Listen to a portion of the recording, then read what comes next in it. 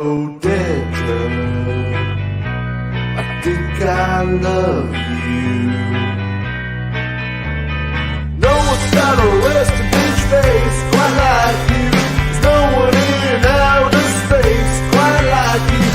Wants the milk of my cereal. Want you to be my girl. Oh, my Dedra. Oh, my Dedra. Save it from a riot. If it's kinky, we should try it. Don't be a school mom. Try some zero harm. Part of a complete breakfast. My milky fascist. No one's got a rest in bitch face quite like you. Take you back to my mom's place, 'cause I like you. Want some milk in my cereal. Want you to be my girl. Oh, my Dedra. Oh, my Dedra. It's my treasure, the pleasure, my Dedra. Dedra, my Dedra. Think she just smelled her fart. She just stole my heart. Can't help the heart low. I could never let her go, 'cause she's my Dedra. Oh, my Dedra. What's that I spied my little eye? Andor, Cassian Andor. Talk about Andor, Cassian Andor. He's a rebel spy, super bad friend. Give you a hug at the very end. Make that man feel like 100. He's the rogue one for me. Pick you ass up, he's not in the show. Is he a fish or a thief? He's Cassian Andor. Cassian Andor. Cassian Andor. Hey everyone, I'm Jason Ward from MakingStarWars.net, and we just finished the end of Andor. I'm still waiting for Max and James to show up, but I got the Star Wars podcast on with us, and I'm pretty sure this is just you and McGregor. You're way too kind, buddy. But I have something. I'm pretty sure. I have something to tell you. I dreamt that you'd come back. I dreamt that you. I dreamt that. Yeah. Of course. What an absolutely phenomenal season. And we'll get into the gags and the fun stuff later. But dude, like Ray and I were just straight up tearing up. You know, there's something about. Hello, James. Wonderful to meet you in the podverse. What's up, buddy? Hello. It's the guy James. right here. What's up, man? How does the day find you, buddy? Hey, oh well, now he's gone. Not good. That's it. He's like, oh shit, Ewan McGregor's here. I must be on the wrong show. Listen, and she said this about, Bix humming, right? When she was humming that song. I mean, so many like touching moments. That was Andor's theme too. Wasn't that great? I mean, it was like, I know. It wasn't lame. I heard about it. And when I first heard about that, I thought it sounded kind of lame, but it wasn't. It wasn't lame at all. That's it. Hi, James. Can we hear you? Hey, what's up? How are you? Tired. Tired? How are you doing? Yeah. Tired of Andor? Yeah. Thank God the show's over, man. Jesus. James, do you think little B will be able to take care of Bix like Andor asked him? Do you think he can do that, little boy? Okay. No. All right. Wow. Very optimistic, of course. I think he's gonna, the way that Gilroy, he has this circularity, right? We were pointing out multiple shots from episode 1. How we have the two dudes in that transport, like putting on their hat, putting on their kind of fake civilian clothes, and that throws back to the first episode with Luthen, and that very chipper. I mean, he kind of looked like he was from a Disney animation. He reminds me of, okay, this is a deep cut, but like what is it? Basil the Mouse Detective with his fucking little mustache. I know, it's crazy. But like all japes and jokes aside, I kept having multiple moments of like, this is Gilroy talking through his story. There's stuff like, look past the rust, like look past the old thing. And bricks deliberately, like we don't build things with bricks so much anymore. Like that's a deliberate visual evocation of like the 70s, and like how a certain old way of building things is the true and like putting your soul into these bricks. Like I could fucking do 3 or 4, 5 theses about this whole entire series, but yeah, that's me. I'll just throw it to Jason. What you think? No, I'm with you. I mean, even down, Dell's asking if we saw the end credit scene. We did. We're that one was one of the earlier leaks. Oh shit! And I didn't watch that. okay, well, in the end, Oh, you see the Death Star being built by automatons. Oh, Yeah. And it is, I don't know, I'm sure it's on purpose, but it's interesting to see. I mean, on one hand, Cassian builds the Death Star. He built the parts. On one hand, he's building the Death Star, and on the other hand, it's being put together by the automatons. But they are brick people. You know what I mean? Now I have to talk about Brasso. I have to talk about Brasso's word. He said Marva like feeding back beautiful, like, and he remembered them, word for word, Marva saying, when he comes, this spark will turn into an unstoppable force, and deliberately, like, that's what Tarkin thought the Death Star would be, this unstoppable thing. But then it's like, reframing that idea of who's going to prove to be the most unstoppable, and it is the Rebel Alliance and Nemec, and those surprising parallels between Nemec and Clem. His dad saying, like, look past the obvious. And like, do you remember how Clem had this thing of wanting to hold on to that radio that worked so well? Is like, they don't build it anymore like this can take a lick and keep ticking. And yeah, and he had that instilled in him from his father. And so he'd buried all this away. And then he's like, by the end, dude, James, when he says, I want you to kill me because I'd rather you kill me, I'd rather die than not serve the rebellion like my mom wanted me to. Fucking deepening of the significance of what Rogue One brought us. Like, it's truly an achievement to do that. Yeah, it's kind of a shame that now to think we're only going to get one more season, and you're going to get 4 years of content smashed into 12 episodes. It's kind of, because now that you see what it could have been, or what it was, what it is. It's but like, it won't be 12 more episodes. It won't be shitty though. No, I'm not saying it's going to be shitty. I'm just saying that there's a lot of there that there's a lot of stuff they could really delve into a lot. So hopefully somebody picks up the torch with this and adds, whether it's a spin-off show or something else to flesh it out, to kind of, ride the coattails of Andor and fill in those gaps that are obviously going to have to be there, because you're putting 4 years into 12 episodes. Hi, Max. First guys. of all, giant hugs. And second of all, the man who sees everything is more blessed than cursed. What did you think of that? Because everyone on this show, and Rob and Jason set the tone for me. Anyone he brings into his circle, I just know you're just worthy of all the love and big, earnest, out of nowhere hugs from Australia. So hello.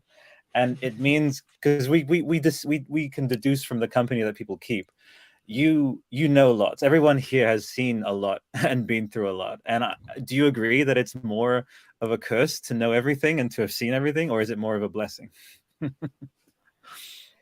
Yes. I like that face. Didn't have to even say any words. Yeah. I mean, Jason keeps our company because we're the only people crazy enough to stay up to this late, really. We kind of, it was slim pickings at this point. Yeah. How are you, Max? I'm good. I'm okay. Yeah. I love the show. Did you laugh at Marva when you were like, look at her, she has crazy old people hair? No. Oh, I did. I completely. I like how you said Ma'arva. Ma'arva. She gets mad when I Mara. say it, so I actually make sure to say it like that. No. Yeah. No. I'm a little It was- disappointed that Max didn't show up with spaghetti. Yeah. Yeah, come on. You Max, said if ready, you've and I been said gambling, if you've been gambling, just go to Canto Bite. I don't want it around here. Just go to. I love that. That was also a nice name drop. No gambling. No gambling. No. Yeah, she No straight up. gambling here. I knew she was going to get him this season. Like we knew she was gonna have to. There was no way she was gonna be like, he's a useful idiot. There was no way she wasn't gonna have to use him. And when it finally came, I was like, I was like elated when it happened. I was like, ha, you got him good. You know, she got you. Yeah. She got you. Like that's what I was saying at the screen. She got you. But I was also a little bit like, if I could have used anything else from that, it would have been maybe more of a concocting of the setup, or a little bit more of a setup that was going to drop, because it kind of comes out of nowhere for the narrative, for what it is. We're at the end, so I'm going to give it. It's been so good, I'm not going to like pick on it. So it didn't ruin it for me. But I was a little bit like I could have used a little, like when she's talking to her, because she could have been like, I have a plan, something that let us know it's coming. You know what I mean? Yeah. But Well, I almost wonder if he actually did it, or if she's just being paranoid, because he's like, well, tell me who told you, and I'll tell you why they said it. So he almost was defensive. So at some point I was like, well, shit, maybe this motherfucker's telling the truth. Maybe he really didn't do it. I don't know. Maybe. All she needed was that to get back to the ISB. That it didn't matter. It doesn't matter how effective she could have mentioned his masturbation problems or something too. You know what I mean? All that matters is that it gets back to the ISB and they go, oh, okay. And the truth is that they're so corrupt, they're probably fucking fine with it in the big picture. Yeah. What she might have come up with a plan that works for everybody, like in the end, by putting it that way. Because who would he be gambling with? Palpatine's buddies, probably. Well, didn't you see? You saw Masameda in the background, right? You saw. No. There was no mas. No mas. Also, no mas. no mas. So also, is this the first live action Star Wars where we have literally not had a lightsaber ignite at all, or the Jedi mentioned at all, or the Force mentioned at all? I believe so. I think that it's almost like it was so. Right. Yeah, and he made good on that true. I mean, he even mimics the end of his speech is like direct contravention of like a staple of Star Wars, which is do not try do, and he says no, try, like keep trying. Like he's like that was the last word of Nemec's beautiful manifesto of here's some ones from it. Freedom is a pure idea. It occurs spontaneously without instruction, and tyranny always requires constant effort, like basically contrivance or pretending, and that is he hasn't met us its yet. need. It's so desperate. It's so desperate. Yeah, exactly, because it's unnatural. And I love, and that's why the rebellion always dress in more natural colors, because they're more aligned with the natural state of things, which goes to Orwell, which even though he wrote this dystopian novel, there was a little tiny annotation which gives you hope, which is Newspeak was, which means that all of 1984 is written having overcome that awful tyranny. And it's a beautiful little paean to that, which is like nature just fucking, if we stopped mowing our lawns or whatever the fuck, those goddamn green little blades, nature constantly wants to reclaim and restore balance. And so the rebellion aligning themselves with like that basic kind of vibration of the universe was really fucking cool. Yeah, I fucking love. Of course, man. Yeah, no, go ahead. So the whole like rebellion thing, the show kind of really hit on something personal, and I'm going to get a little serious right now. So in America, I'm sure you guys heard about the shooting in Club Q in Colorado. So my my friend / producer lost one of his friends, Derek Rump, at that shooting, and it this show was very precise as to what we're going through right now.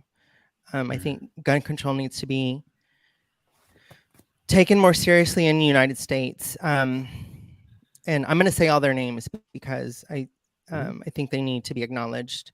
Ashley Paw, Daniel Aston, again, Derek Rump, Raymond Green Vance, and Kelly Loving. They all lost their lives during this stupid fucking shooting. Yeah. And the whole premise of this show was just so, it touched a little too close. And I don't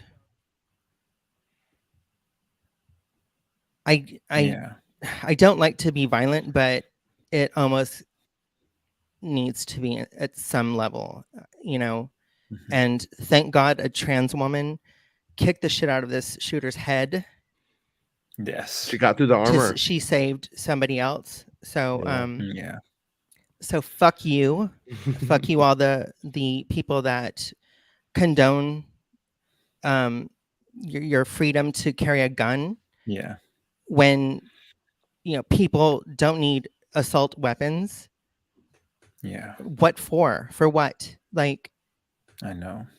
Such bullshit. So this is my rebellion, and I'm so this whole show kind of like took a different tone for me.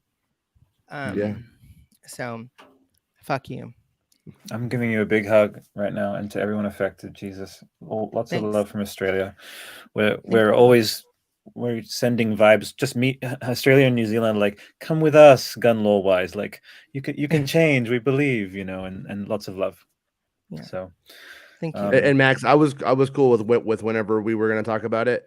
I was just like, because we didn't all get in at the same time. I was like, I didn't forget. Just wanted you to know I didn't forget. Thank you. Yeah. Absolutely. Yeah, and it happened again tonight at a Walmart. It's for other people. It's just but it's okay. It's all right. Yeah, it's I mean, it's like the thing that drives me crazy is that Ukraine goes to show us that your stupid fucking gun hobby isn't gonna save you, and something like something against drones and what the actual future looks like. They're all fucking delusional, and it's a bunch of fucking wannabe cowboys protecting their hobby. At the end of the day, that's all that it really is. And fucking and boys Jason, wearing cowboy hats in modernity. It's fucking stupid. We talked about how, like, science fiction and fantasy, what happens is because it's this thing that taps into what we used to do as kids, like our moms and teachers would tell us stories, like the walls just melt down. And so when stories like fictionalized with that Trojan horse storytelling effect, where you see a woman say like fight tyranny, like fight back, even though she's trying, like people are trying to literally suppress her, that operates on such a subconscious level for kids growing up now, for everyone watching this, that it's like, fuck yeah, like you want to see that and never discount it because of the fictionalized aspect, because it's actually operating often more effectively than if we were preached to, or if it was something coming at us in the form of something else. And so I love responsible storytelling that way, and Gilroy, like, he used his platform correctly. It makes me fucking annoyed that a lot of people, not going to say names, but some series, they do not use their budget and platform the way that Gilroy does. So it's fucking good. Yeah. You can just say Rings of Power. Yeah, I said it. It's on the table. Well, no, right. I mean, okay. and that was one of the important things that this series did that pertains to real life is after all of this war and all of the Star Wars, Nemec and actual ideology and actual like any kind of written text or anything that has to do with sort of changing a civilization's future. It's kind of the first time they even it's I'm going to say it's good, but it's very shallow. The lines are good. It's really light compared to, like, it's not like all about, doctrine. So it's not a show about doctrine. That would be boring, but we get it in here. Like when we see the original trilogy, they're just like, may the force be with you, man. Okay, that's pretty much it. But in this one, we actually have we get like, oh, you were sleeping. You like direct lines saying like, we've been sleeping. Like, that's fucking great. But all of the people that are talking about how to make a better future in the story are gone. They're not with them anymore, and so it's kind of like up to those characters to finally do the right thing, to finally continue on with the legacy of their friends, or however you want to look at what they are. I don't know what Nemec is to Cassian, but you know what I mean. And it's like so it kind of Yeah, that's kind of where survivors find themselves, I think, especially when you keep having unfortunate situations like this last week. And speaking of survivors, like that scene with Bix, I'm so glad that he didn't feel like he had to do some kind of like subversive thing where like Bix didn't make it. Like that actually was a little flourish of 77-esque, like beautiful, like she made it out, and Cassian, and you're wondering why is he not going with Bix, because I can't actually think of a more powerful ending to a season of TV than someone saying kill me or let me join you, especially when like multiple forces wanted to, wanted to like kill him, and it's literally him taking his destiny into his own hands. And look at that smile that Luthen has of like, oh my god, someone who's burning like me, who won't see the sunrise like me. But that evocation of sunrise, he actually does technically on that beach with Jin later. He gets to see a sunrise. So there's so much poetry and beauty operating on so many levels here. What the fuck are they drinking over at the Gilroy house? Fuck. Like, but also, it puts into context a lot more where Cassian has the opportunity to kill Jin's dad and chooses not to. And I'm sure, based off of everything that happens in this, even just this first season, you look at that scene and you say you can understand why he doesn't pull the trigger at that moment. That's a really good point, man. I hadn't thought about that. Yeah, like in front of her too. Like in the show. I was bummed that that one dude was a little snitch. I like that guy with the big alien guy in the beginning. He was a little snitch, and he got blasted in the face. You guys see that though? I was like, he got murked, mate. Snitches get. Yeah, for a second I thought they were going to pull a switch on us with that, and that he was going to turn out that he was actually getting himself inside the hotel so he could like fuck shit up. Yeah, I thought like all of a sudden it was going to be like like, oh, he's really doing this. Well, I've put feelers out to speak to that actor, and I want to get that from him as his headcanon, which is like, actually, I got exploded before it could happen, but my whole plan was to fuck them up from the inside. I actually wasn't going to betray Andor. So hopefully that guy responds. But anyway, I love the line. It was like a Casablanca-like line, which is like, I love him more than anything he could ever do wrong. Like that's Casablanca level. That was a really good line. Take care of yourself. It's too late for that. Like this is black and white era Hollywood fucking absolutely. Oh, true. Totally. Absolutely. Super. Yeah. The writing is so good. That guy must write some really good sappy poetry to his lady. I gotta say that. He does. I mean, if he shares his dreams with ghosts, then definitely. I guess I should announce that I am planning to do a cover of, I'm calling it a Sunless Sonata. You're amazing, and do it, and I will try. Yeah, send me the track. I've been humming it around the house as I share my dreams with ghosts. It's like, it's fucking good, dude. You don't know what you've started. You really have. Cassian the musical. It's ready, man. Yeah, it's ready. Is that a tattoo or is that your? Oh yes, these are my morphogenesis-based tattoos, which is in various different cultures. Tattoo, like like witches and shamans and stuff. They like podcasts. They throw a bunch of like detritus. Sorry, my connection sucks. That's okay. And you basically scry into this like mulch of existence, and you sort of divine meaning from it, and that's kind of my inspiration for like. I'm a just fucking white guy. I mean, look at this shit. It's basically Darth Maul. Looks cool. Thank you. But it's based on morphogenesis, which is the all-connecting electricity of the cosmos. It's why tendrils, like branches and twigs, look like capillaries and lightning strikes. There's like a fundamental connecting the force, that kind of shit. So it's should be done in maybe a few more years. Yeah, whoa. There you go. Fun. I was gonna say I for a second, have you guys seen Santa Sangre? Santa Sangre. Oh! Is that like it's a Hodorowski film? Yes. I could be wrong. It might just be a coincidence. I might just be seeing the funeral march with the band. Yeah. But I think there was a shot in there that looked like it was exactly from Santa Sangre, but it might be a coincidence. Oh, there's big Hodorowski energy in the whole show. I have specifically, he liked chromatic symbolism. So orange is a very prominent color, and orange is the color of pursuit. and the color of chasing something, and you know, so, and Vince Gilligan tapped into this for Breaking Bad as well, and that's why Hank Schrader is always dressed in orange, because he's always chasing after Walter White. And so, and obviously the color of rust as well, and that evocation of like looking past the rust, which I mentioned before, and see how like Gilroy is the kind of guy it's like, no, Clem gets hanged, and I don't care. He happens to be black, but he gets hanged, and it's brutal, and it's the reason why Cassian is fearful, and he wants to just live in Star Wars Miami or Star Wars whatever the fuck, and he pushes it away even after, as we saw, like even after the prison, like he was ready to keep running, and but it was the mother wound, right? There was a line about a wound that won't heal, and she talks about like rust, and this thrives in darkness, it thrives when we sleep, and which also she didn't ties wake into up. the axe forgets. The Yes, tree doesn't. exactly. It's the same thing. Beautiful. Again. I did appreciate the guy that. knows what he's writing. I don't know. I love the fact that Brasso totally whacked the shit out of somebody with Marva's brick. He did. That was very poetic. I think he also headbutted a stormtrooper.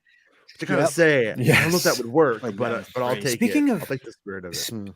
Sorry to interrupt, but speaking of that melee, I mean, obviously evoking of protest and stuff, but when Deidre, she has had her composure for 11 episodes.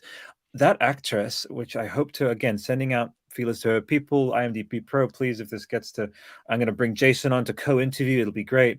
But basically, she is shaking like a little child. Like when Cyril's, Karen is holding her, Cyril, exactly. Like that level, I haven't seen that actually, like in a 30-something, whatever. And it was affecting, like she was so petrified, and that again 70s-esque time of length, like Gilroy's like, no, hold, and then she says, I suppose I should say thank you, because her brain couldn't actually compute how she's still alive and how terrified she was. And that's again authentic dialogue pacing, the likes of which we haven't seen in Star Wars for a while, because people are just fucking have these hard-ons for like snappy editing, and it's like, where the fuck is the classic storytelling? But Gilroy is carrying that forward. So yeah, dude. Yeah, he was still creepy. Oh, of course, the guy can't help it. Yeah, he can't help it. He can't help it. He can't help it. I like. Can't help it. And that's one letter off from Karen as well. He's a male Karen. Take away the E. Yeah. There was that moment with Luthen when he's outside the city, and you just see the war going on, like we're watching Iraq on CNN 20 years ago or something. Oh, but in Star Wars, we never seen that. It's always like Han Solo jumping out with the fucking gun and stuff. You don't just see the guy going like, well, there goes the neighborhood. It was kind of that was the nice thing about the other moment, but still, I thought it was fascinating. That was the nice thing about Rogue One, is that was the first movie that I felt like really put the war in Star Wars. Because you had all these big space battles and stuff, but Rogue One felt like a real life, like dramatic boots on the ground, like this is the real deal kind of thing. It's kind of the same idea in a way. Like we see Jeddah, we see like it's just ready to blow, and then it kind of starts to when Cassian walks up, which is convenient for that plot. But when you see this and what this is setting up, now you feel like, oh, it's happening everywhere that the Empire shows up too. Yeah. I have these tidbits here. I was like annotating. I do this to kind of properly distill and extract all the narrative nutrients. So Garridan shows up, or aka Sandman face. He got fucked up. Little snitch. He's all fine. I'll rat for you. For next time, I'll rat for you. I promise. Just don't beat me up anymore. That's right. Another one I have here is Cinta is often evoking Durga, which is a goddess, deliberately with the sort of the furled out hair and just like that focus. She doesn't even turn to look at Vel until Vel says it repeatedly, or at least hints at it repeatedly, and she absolutely killed that family, like 1,000%. Like she is a warrior goddess. Cinta. Fucking do not fuck with Cinta. Jesus. And she got some conditioner in that hair, because that shit was flowing. Yes, that's right. Compared to those early episodes, I was like, "Damn, Cynthia, you're looking good out here, killing." Maybe she people was with a born with knife. it. Yeah, I was Exactly. feeling the same thing. Like maybe it's Palpatine. I But was like, why don't you say hi? Or like, it's good seeing you again, or I miss you. I love you. Can I have a Yeah. kiss? she's like, "Come on, baby, that was back at the camp. Here we are. We're Come moving on. on. We got That's right. we got people. We're movers and shakers. It's wartime." I have a musical note for you, Jason, and it's been teased for the past 3 episodes, and I wonder if Gilroy is deliberately trolling. But Britell, like the 5-note theme of da, da, da, da, da, da, that's Andor, and that's an ascending, beautiful, like rebellion is rising kind of musical symbolism. But then Climb. he added at the end, he goes da, da, da, da, da, da, da, da, which is Cal's theme from Jedi, Fallen Order. And I kept on like scanning to see. I mean, there's lots of ponchos, but apart from the ponchos, there's no Cal in sight. And I wonder if they might be teasing him coming in. They spoke about that, about how they can accidentally use the wrong note combination and start evoking something that they don't mean to. Right. And Makes they didn't sense. say for the finale, but they just said in general. Yeah. And so I feel like with them saying that, if they were doing that, that would be dirty, because then they would be purposely misleading people who read the interviews, which would be like, well, what's the point of reading your fucking interviews if you're going to mislead us? You're pulling a JJ. Yeah. I just got a weird old idea for. No, you first, man. Go for it. No. Just to go back to Cinta though, is I like that. Absolutely nothing is forgotten in the show. Nothing that's been introduced is ever put out there and then not dealt with. And even her as a character, who it was probably like the least developed of the characters in the whole series, even got a good ending in the finale, where the ISB guy gets and shanks the fuck out of him, and it was good. It was just and through the heart, like I showed Ray. That's under because specifically that's how Christopher Lee would kill someone. I was just gonna go there. You shove it and then into the rib cage, into the heart. It's like, that's not my blood, and there you go. So I love how she says. I said that too. I was like, that's not my blood, and she said it. Look at it, girl. So could we talk about the Luthen as a Jedi theory? No. No. Stone and Sky. I mean, honestly, like I don't see them going there, but man, I just, after talking about it and thinking about it, the fact that he has all these Jedi artifacts in his shop, the fact that he's carrying around this cane that looks like a lightsaber that they've never really explained, the fact that he has a kyber crystal that he says it means more to him than they'll ever know. Interesting. There's something there. They're either hinting at it very strongly to throw you off the trail, or because that can't be coincidental that they're throwing all that stuff out. That's kind of pointing in the direction. He's got holocrons sitting around. I think he's trolling the people that want to see Boba Fett in every reflection and that kind of stuff. Yeah, personally, maybe. And possibly he doesn't know all the stuff in the shop. He said they snuck all kinds of things in there. He has no idea what the stuff is. Yeah. Well, I mean, to some extent, it doesn't even make sense. Like that whole Mortis thing that's in his shop. You know, the Emperor was looking for that. So if there was a place down the road that had that down shit, the street, you could just go the buy Emperor would be in there and be like, "Yeah, I'll take that." There's a possibility that I don't know how it'll figure out if they want to pull some figure from the canon, but that he may have maybe known a Jedi, or maybe been, it would like a flipped situation where it was a female Jedi who fell in love with him, and maybe he's adopted a bit of that. That he does have that vibe. I do think that, and especially the kyber crystal thing. So I'll throw that there. I'm still in the no camp, but I'll throw that to you there for sure. And the fact that he's been fighting, he said, since pretty much the inception of the Empire. So something happened very early on, 15 years ago. Well, it's Order 66. I think it's Order 66. I think if you look at the guy's age, and if he's been an antique dealer, let's just say he's always been in the. Let's just pretend there is nothing fancy going on. We just backtrack it. He's in antiques. He's old. So the Jedi are a thing down the street the whole time, or at least on the planet the whole time, Right. at the center of the galaxy. So he's well aware of who they are. And then when the Empire starts to tell lies, he's gonna know it's bullshit. He's probably been dealing with Jedi, because if you have these ancient relics and artifacts, who are you going to be getting them like authenticated by? Who are you going to be talking to them about? Maybe even selling them to. Like, I found this in this fucking grave out here. Oh, that belongs to the Jedi Order, and then here's some money. Like, it's probably, if we just wanted to look at it in that way, it's probably like what it would be at a surface level.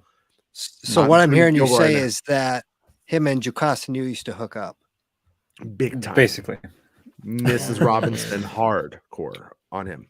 No, but I mean, but they can do a story like that. I mean, they can write a story where there was, he was more to somebody, but it has to be. But I don't think so. For him to have gone all that's in, the idea. For him to have gone like fucking so hardcore on this issue, it has to be something pretty extreme that happened. That like Order 66 is pretty extreme though, right? Right, but that like personally affected him. That like maybe not he's just there. like this wasn't good for business. This was like like my family was taken out. Something big had to have happened to that dude for him to go like fucking full on. Yeah, and then for him to say this kyber crystal means more to me than the money. That there's clearly some kind of connection there. And I I'm think not saying he necessarily is a force user, but I mean, I think there's more to it than just like, he's an antique stealer. And he wants to. I think as a crescendo to the end of season 2, we may see. I think Sopranos did this a little bit, where you would, in lead up to a character death, you would sometimes see these really poignant flashbacks, and we had zero back history of we had regular flashbacks for Andor, but I wonder if season 2 might be like knowing that Luthen essentially has to die because we don't hear about him in the future projects. There's some speculation of him like making it out and then getting to see that sunrise and how beautifully poetic that would be, but I'm still in the Luthen passes heroically, but that's the camp I'm in. And I think if he if it builds up that we learn a bit more, like that would be a great thing for season 2 to kind of to take and run with, which is to make Luthen to deepen his story a bit. He does have a back to tank on that ship, so because he could see him. And I don't know. Oh, okay. I was like, I mean, so what do we think of? What do we think of that creepy culty wedding? Also, Ian McKay is like smiling right now because that is like one of the original sketches. Like she looks like a Jedi. Braids. Yeah, exactly. Yeah. So his early sketches. Well, let me ask you: one. was that a wedding or just a meeting? I don't know. I think it was. I think it was a wedding. Yeah, like a wedding. I think it was just. I think it might have just been in the introduction. It could have been. That's what he said originally. I just want an introduction. It was like I think it's what he wants. I mean, it could be. I don't know what their fucking weirdo traditions are over there. For all I know, it might be like the if she has the braids with the things on. I mean, you look at her in the eye, she's yours. They cut away just before they dumped the buckets of blood over their heads and started dancing around the goat skins. That's and she's all, don't worry, it's not my blood. On the one hand, like I can understand Mon Mothma's like being upset, of the whole like arranged marriage or whatever, but she wants it, so like fucking let her have it. Crazy. Also, let's not short of like kicking off an impromptu roundtable about like this season and this series, everything has been tens for me, and not that we some people don't like the score, but it's just, and that's something I haven't been able to say for Star Wars in a while, and in fact everything had just been sort of treading water a bit for me since probably TFA in terms of emotion. Like I went to TFA 7 times, dressed up as Kylo Ren, crouching down, like seeing all the smiling kids, and then TLJ, and then that's all that happened. Haven't been actually as properly engaged. It's okay, to each their own, and I've since developed different. I'm never gonna just like cut off. Is Jason frozen? Yeah, potentially. I don't know. Maybe. Sorry. But all I want to say is like that love that I have for this is just absolutely all throughout. But if you were to nitpick, if you were to say like, hey, there's something that maybe could have benefited from, my thing was the Krieger thing. I mean, it was this thing that happened entirely off screen, and it was very charged, and we heard about this massacre, these 30 people, but we didn't get a single kind of cutaway to that happening at all. Did you think that was what Budget. Yeah, I see you leaning forward. Yeah, budget. Yeah, gotcha. Yeah, gotcha. Now someone could very possibly pick that up down the road and maybe do something with it. It's interesting though, because when they show the hologram of Anton Krieger, it looks like he's from Battlefront.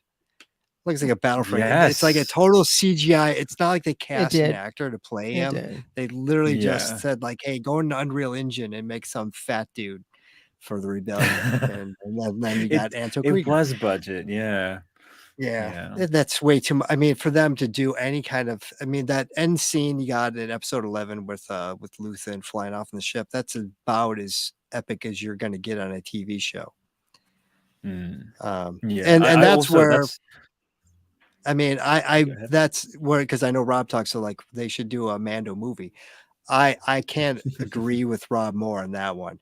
When that first season of Mando was a huge hit, somebody should have been in there and being like, we got to make this thing a movie. We got to do like epic scale. We got to end this thing and like, on the big screen with the big budget to do all the shit that we can't do on TV.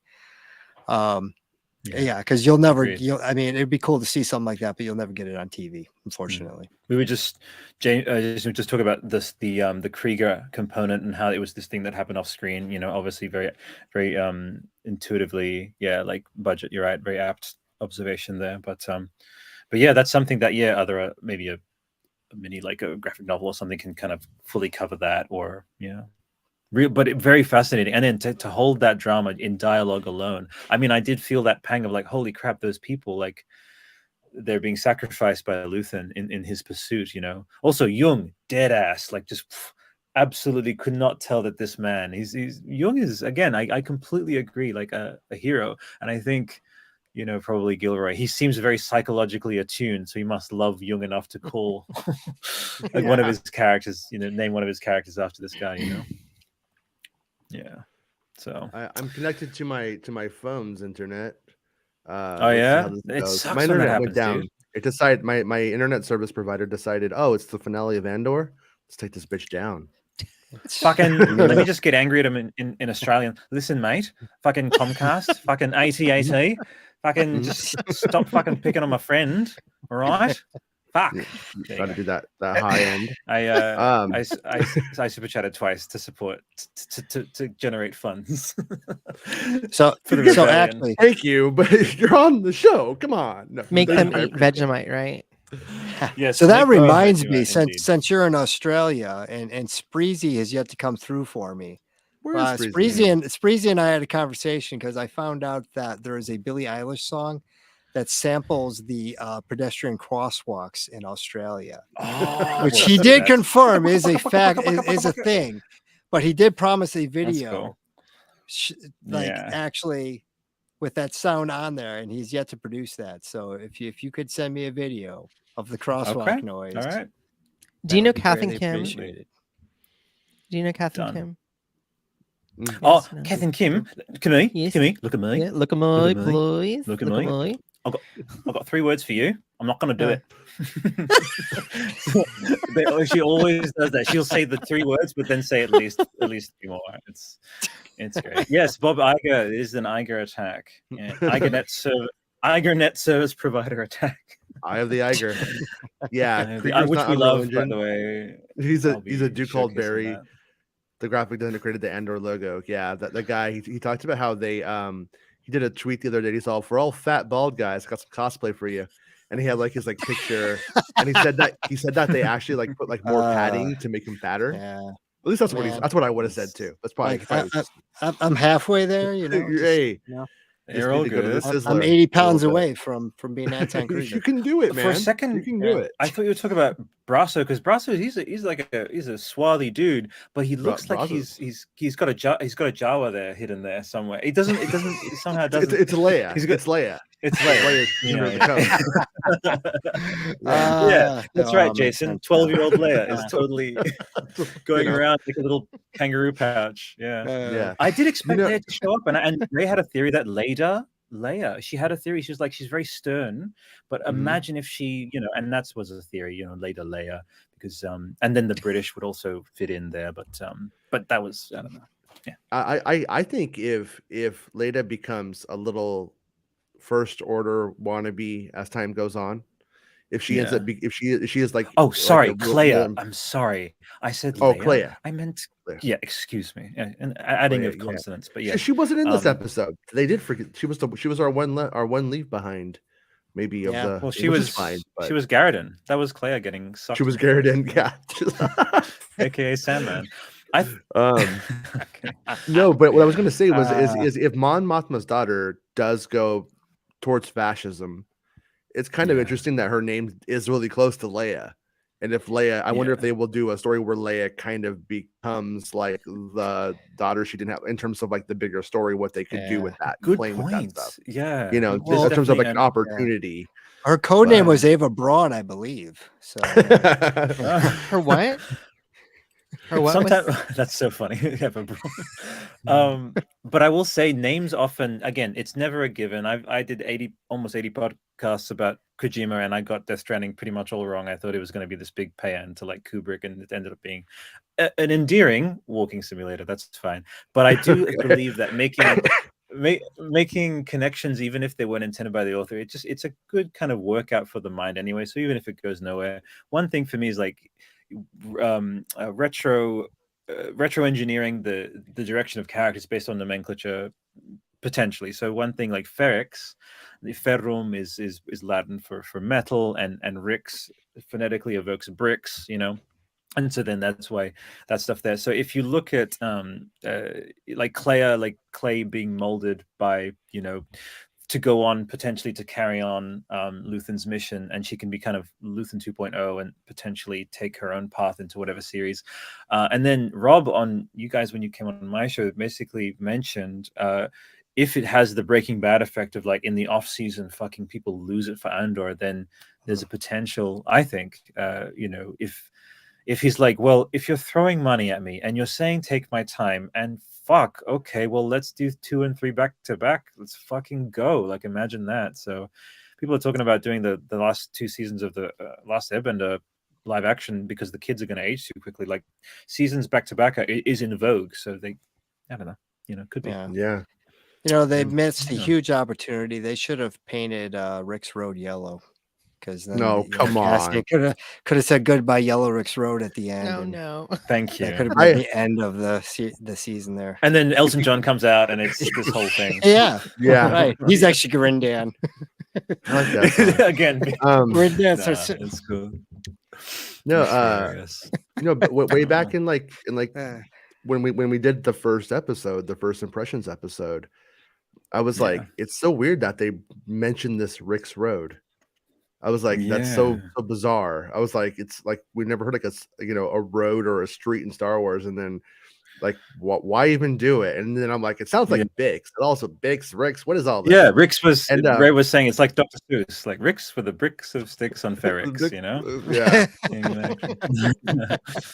Yeah, I mean, there's just no way he came up with Cyril Karn and hasn't eaten cereal and wasn't just like, it was last minute. He's like, listen, I'm calling this guy Serial Karen. I can only call him what I call him. Like, Pablo, can you please Star Warsify Serial Karen? It's like, well, Cyril Karn. He's like, no. No, I can't. No. Okay, so exactly. Too much pressure. Too much Question pressure. is then what was Gilroy eating? What kind of cereal? Well, Garden is that Kicks when he named Bix on Rex's throat. It's all there. This is for you. If you could do a Dr. Seuss. Yeah. If you could, this is again, Rob always throws, bounces ideas with you, and I love how you always go in different tangents. But a Dr. Seuss inspired parable with Bix, talking about how sticks don't break because they're held together, and maybe you can, maybe your kids can co-write that because it would be like a children's stuff, Yeah. I'm ready. That's but good. Yeah, but I mean, like overall, whole season. Pretty tight. Pretty fucking tight. Like it doesn't do it doesn't. What I love about the show is people are gonna see it doesn't do any fan service, but everything that it's adding into this is going to be shit that's fan service somewhere else, because it's making new content that even that breeds fan service, and like I guarantee you the next 2 weeks of fake rumors. I mean, there's a spin-off series with the ship that flies away when they can't find Cassian. Oh, trust me, my sources are saying they fired Kathleen Kennedy because she said no, and they said, "You fucking idiot! This is the way to go. Sit down." I love this voice you have for these people. Well, that's why they brought it. That's why they brought back. That's actually Jason's real voice. Yeah. Oh, you should see me reading Twitter. I just rage. Also, everything. I have a fucking conspiracy theory that Peggle or whatever his name is, the guy who with the hound and stuff, likes to get pegged. It makes sense. Likes to get pegged. First of all, let's talk about that, and that's how they're going to bring in. It's a good time. I'm loving it. That's the that's the real post-credit scene. Just stick around and zooms in and if you get the Blu-ray, it's on the Bluray. If they get the How Blu-ray, did you like the post-credit scene? Oh yeah, good point. I'll hold off. It was too CGI for me. I thought. Yeah. Okay. I was like, you blew my mind. Really? No, we should do stuff for the thumbnail. No. What I do like though is post credit scenes. It's mine would be like this. Fuck that. What do they call them? Soy boy faces, I think. And as you've seen, Jason, I refuse to capitulate. I don't fucking care if it's algorithm suicide. I will fucking never. I've got the figures showing up. You and Rob, I'm adding Rob soon. But I won't do the soy face. I cannot do that. I think it's okay if you do it ironically. If you do some on your finger or something, Yeah. Oh, speaking of, she says this thing show of Dirty fish, Sanchez. She's saying this thing of fish, right? And Ray was talking about what would have been this actress's touchstones for to eliminate all of her femininity to become this really blunt tool of the Empire. She is constantly doing a fish face like this. So she's the fish. Just saying that. She's okay. That's why she's asking. I mean, she got caught in a fishing net. For a second, I kind of wish that she had gotten killed. Yeah. Oh, for everything she's done. Yeah. She's too good to lose in the next season. Well, that's what I was going to say is up until now she's been ideologically a fascist. You could say Cyril's not. I kind of disagree with that because I think everything that he's upholding is the tenets of fascism. But maybe he's not. Maybe he doesn't know what he's doing. Maybe it's not real enough for him yet. I don't know.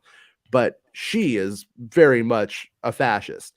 And shit got real. She saw it wasn't a theoretical thing that's happening in this. It wasn't a chess game that she's playing. She actually saw people on the ground. Is she going to become angry and worse? Interesting. Is she gonna change? I don't know what to expect from her. Honestly, I don't know what's going to happen. Yeah. Well, I'll just strike before I forget. You just made me think of if you have the rebellion that has, the Luthans and the Saw Gerreras. What if Cyril and Deidre and Cyril and Deidre, what if they break apart and say, because both of them have this shared attribute of believing that the system they're a part of isn't acting fast or good enough, so they could be their own sort of dark side of that Saw Luthan space, and they might end up being these complete vigilantes, but working for the Empire, more extreme than the Empire, trying to work outside of those constraints. And who knows, that could be potentially they've started their little tree house of okay, let's be our own, absolute imperial extremists. And I don't think we've much explored imperial extremism. We've explored rebellion extremism. So I wonder if they might use that as a bit of a launching off point. Yeah. It would have been interesting if they juxtaposed and say had someone as a foil to someone like a Daedra that was more in the camp of we're trying to serve the people with our government, as opposed to, by any means necessary, we need to stamp them down, because you have to assume that there's somebody in the Empire that's thinking that they're going to change the system from within, and that, yes, the system's broken and it's flawed, but we can we can change it and make it better. There's probably somebody in there that has that philosophy. And to juxtapose that with the Saw Gerrera types versus the Mon Mothmas and the Daedras versus, to say that there's kind of it's not so black and white in the sense that not every good guy is truly a good guy, and some of the bad guys even are well intentioned, but perhaps on the wrong path. So yeah, because this show does the subtleties a lot. Does it very well. It's not like Luke Skywalker's the good guy and Darth Vader's the bad guy. It's very much like these are real people, and even the heroes are not perfect. Yeah, Cassian was all about spring break. Woo! And until he couldn't be. Yeah. That's right. Pretty much. He didn't get to. We'd be kind of cool if we come back to that beach though, and we had Melchi just like drinking a Corona on there. And I was like, I'll get to it when I get to it.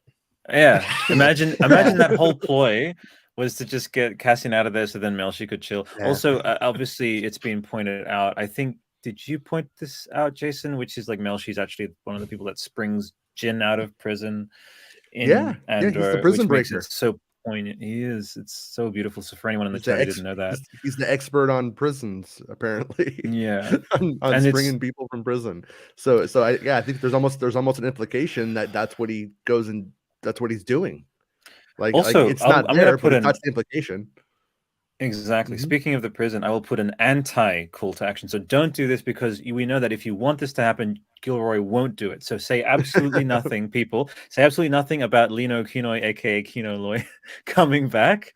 Don't ask for it, because if you ask for it, it won't come back. So if you don't ask for it, there's a chance that Gilroy, he'll somehow, he'll somehow, obviously if they leave it alone, then it feels this thing of like they found him, they took him apart, and then they turned him into the template for Snoke. They turned him into this husk, right? So depends on what I bet you Gilroy doesn't know what a Snoke is in real life. He's probably like, what? I didn't see those ones. Yeah, those ones take place after my stuff. I didn't see them. That's probably what he would say. Yeah. So let me I wanted to ask Max a question. Max, like early on, you were like, Max is usually overwhelmingly positive about things. Like you're down to have fun. And on this one, you were a little bit like, I was a little bit bored here and there. Sometimes you found things to be like on and off. But did you feel by the end of the season, those boring bits were worth it, or do you just like, it lags up? But like, what was your? Is it fair to ask you that right now after just having watched the ending? The ones that I felt were a little slow. Like, yeah. Do you feel like it? Do you feel like it was an investment now, or do you feel like they were still just slow? So right now, I feel it was slow. Okay, but I was satisfied with this season finale. Yeah, I love the show. I really, really love the show. It's kind of like I watched it. I'm like, how could somebody not like this?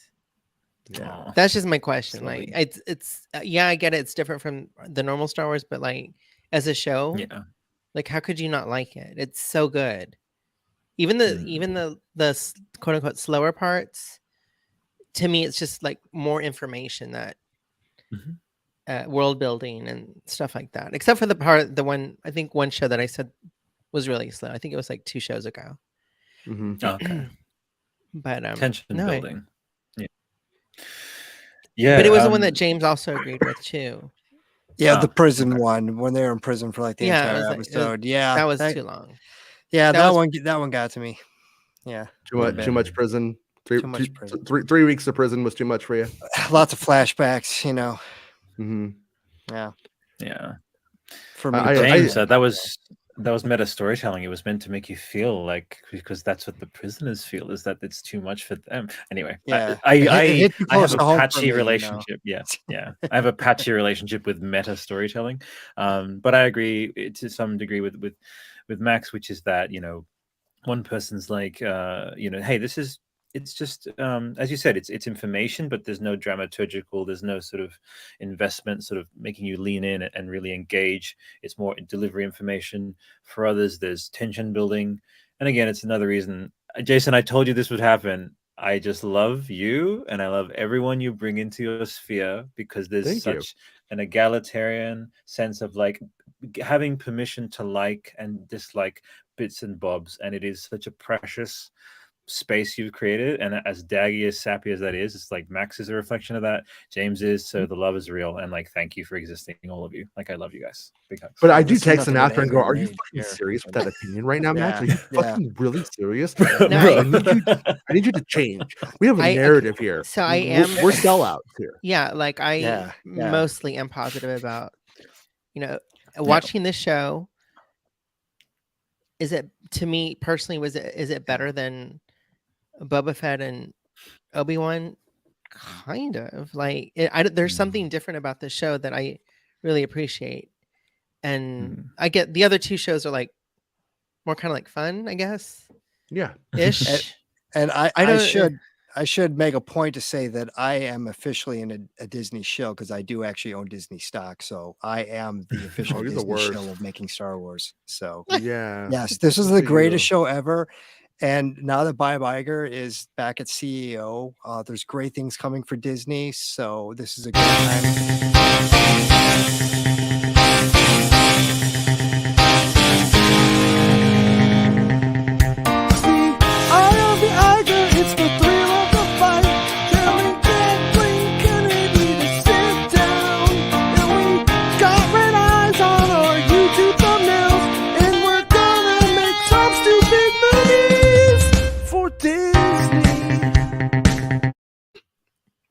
All right, I had to do it. I'm sorry, James. I had to invest in Disney, buy Disney stock. Okay. Damn it, you should have kept it. Should have kept the song going, because I wanted to do the thing where it's like you came back from the song to this thing, which I'm sending right now in the chat. And too bad they got so PC that they don't have a light. They have a cigarette emoji, but they don't have a lighter emoji. So I can't do that with my super chats. I can't do that. Anyway. That was amazing. Sorry, KG. I didn't mean to scare you. It startled me for a second. KG, hey, come here, mate. Big kangaroo hug, mate. I thought I was getting played off like the Oscars. I mean, I was like, God damn, this show's getting rough. You could have just told me to shut the fuck up like you usually do. Your speech wasn't that. But wouldn't you rather be told to shut the fuck up in music form, James? Come on. Only if Jason's serenading me, I can do it. That's totally cool. Shut the fuck up. We'll workshop it. Yeah, we got something there. Oh, do you want to hear my super granular shit, man? Okay, so the set design, it is absolutely. They must have gotten their. What's the guy who directed Black Angel? Christian. He designed the lightsaber. Fuck, Christian Rogers. Roger Christian. Okay. Somehow. They managed to Roger Christian has returned. Oh, yes, exactly. They took his cerebral matter, or somehow were able to replicate it or embody it, and every single fucking set. There's even weird little things like potted plants in the back, like shit that literally a 1970s frustrated British set decorator who is angry and annoyed at this like American graffiti fucking arrogant asshole will just go and just grab it. There's a scrappiness to Ferrex that is so evocative of British 1970s set design, and I love it. There is, I'll point it out. There's like a random potted plant, which is like, some annoyed British person just put that there, but it's somehow weirdly fit. You said a random potted plant? Is that what you said? A random potted plant? Yeah, there was a potted plant. I'll send you the. Yeah, I'll put it on the Instagram so that you know. Yeah. Well, a lot of people don't know Ferrex is actually a real town. That Gilroy just showed up and told everybody get the fuck out one day. Get out. And then, he's like, hey, we're filming. It's COVID times. Get out. Yeah, get the fuck out. It's my set now. It's peanut butter COVID time. Peanut butter. Peanut butter. Oh, did Lucas ever visit the set of Andor that you know of, Jason? Or if you're prepared to reveal, because usually he sometimes visits the set, gives his blessing, or. So two things. Number one, it was COVID times, most likely fucking not. That I've never heard of it. And then when something I think that gets construed as, I'm not saying it's not like good, but he's always at the set over in El Segundo because his kid works there, and his friends are there. That's like a big and I don't know. I don't know if it's if it's just a win-win for him, or if one's more of a win than the other. Maybe he doesn't like his son. Maybe his son just happens to be there. But no, I'm kidding. But but it's like it's always kind of like people sometimes make it sound like, oh, he loved those guys, that's why he's always there. But so you're saying he only shows up to set when Fino Kiloni is there. I'm just gonna put Lino Kinoi, Fino Kinoi into every Star Wars name now. But yes, Filoni. Do you think the president has ever called him Mino Kino? Because he's kind of mean. Yeah. No. And then you add in that oral notes thing of like, are you here to buy drugs, Fino Kinoi? Kino Ninoi. Yeah, you see Kino at the casino playing Kino. Yes, that's right. My daughter knows how to get ice cream out of me from the Arl Knots episode from Boba Fett. Because in the very first one, he goes, "Do you want to know about the second best day of my life?" And then he goes, "We were out there trying to beat the heat." And that's what she'll say to me. She'll say, like, "Come on, Dad, I want to beat the heat." And I'm like, it works every time. Killing fatherhood. If they're speaking in oral notes quotes, it's just like we're there. We're at that level now. We also, I was telling Bestman Bulletin, we have a whole plan, like a whole, you know how like families have like plans during emergencies. Yeah, we have one where if we ever meet Steven Seagal, I'm going to tell him, look, kids, it's Steven Seagal, and I'm going to say he always does his own stunts, and they're going to say, of course he always does his own stunts. He's a hero. And then we're going to try to, our whole family plan is to get Steven Seagal to say he does his own stunts, even though you can see it's not him in every shot. That is in every movie he's ever done. Brilliant. But yeah. Or if he just starts release crying, the footage of him running. A little tear comes out of his eye. Watch the Jontron on Seagal. It's a good Jontron. He does these big zoom ins on absolutely absurd, nightmarish people. He points out all of his weird like visits to the Russian embassy and shit. So yeah, Jontron. Yeah, really good breakdown of the weirdness of that man. Yeah, he's eating like a carrot really weirdly. He just starts eating, just carrot eating Seagal. Tom Arnold tells that story about Seagal being like up his own ass and like stepping out off of a boat into the water. Yeah. And like all of the black paint just like coming down his face that he puts on his head to like make it look really his hairline lower. Style. Yeah, nice. I love it. I love it. Okay, those are notifications. Better be super chats. Listen, I'm gonna actually call out. I do this. That's Max. Really? Okay. All right. I'm just gonna say it's Max saying it's so cold in Texas that she's frozen. Okay, whoever super chats right now, I will have you on the next episode of the Star Wars podcast. That is a promise. So what? Get going. I'm doing it. I'm raising funds. Go. Don't make me come in there. I'll fucking jump into the chat. Right? So, as you've noticed, Jason, I live in Canberra, so I'm like, I was born here, but I have like Italian, German heritage. So I can pull in the Australian whenever I need it, but I can also I can throw it away just like Jung. I'm immersed. But I'm in it. You can make people disappear? Is that what you're saying? You can make people disappear? Oh, yes. Maybe on the next episode, I'll reveal more. What did you guys think of that Basset Hound Y-Wing, where it's like a Y-Wing, but the face is just like flat, and it's just this trilobite Y-Wing. It was adorable, and then they escape. It's just, like the real U-Wing. U-Wing is Garrett Edwards thought he designed. I might disconnect here. Okay. Oh. Okay. This is Syed. Okay. Also, James, what did you think of the absolutely impotent Death Troopers, which did nothing? I like that. Yeah, I had two things that I was thinking. I was like, number one, why does Daedra going to Ferrix? Why does she get Death Troopers? It seemed, they seem too special, and they seem like such a waste. But then also, I see you, James. You're coming on the show. You fucking James going on the Star Wars show. Yeah, Star Wars boy, you're coming on. It's gonna be fun. We've had we've had Paul. No, this is who you're joining, because Jason's joined it. Paul Shipper, he's been on. Okay, so this guy, right? We had Barry J. Kelly, Paul Schaefer. That's right, the ball guy. That's right. R. Kelly's been on. Poster artist, yes. Oh dear, and that was controversial. We had to do a public apology for R. Kelly, and also I'm kidding. Focus, Albert. Larry J. Kelly, who did he did Galaxy of Heroes, and we also had the guy who played Grease in Fallen Order. So you are, and obviously the fucking biggest of them all, Jason Ward himself. So you're in good company, James. Yeah, wow. Shit. Well, you're gonna regret that. I mean. What I was gonna say was, in the earlier episodes of the show, when we get to that junkyard, you see the Y-wing there, and that ship that ship that they're in isn't completed. Cassian takes the ship, and when we see the Y-wing again, it's missing the engines. So they took the engines off that Y-wing that's in there in the first shot from like the first episode, put it onto that ship. Cassian takes it, does his business, and at the end, that's the ship that they leave Ferrix on. I'm pretty sure. Yeah, and the best touch was the flags, like looking like a used car lot. That was that's true. Perfect deliberate touch. evocation. Like Baymax, that's heavy, but yeah, I guess. I mean, I don't know. What do you reckon, Jason? Poor Pac.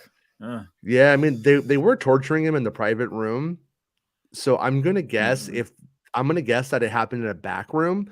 Because I think if it had happened out in public, we might have had that riot at that point. So I'm guessing it happened in private, and then because also he would have, in theory, obviously she's a daughter of Ferrix, that's why she gets the big funeral, and they had to work to make that happen. But they would have hung him in public and denied him any kind of funeral. And so I have to. So I think it was. I don't think he got. I think that was kind of his funeral. Was that fucking bomb? His kid looking at him with the hologram and the bomb. I think that was sort of his funeral, and which is beautiful. There's a micro macro to that, which is the macro is this ship being built from episode 1 to episode 12, and then this bomb being built at the start, like these mechanisms of deliverance of justice, like the building, like so much.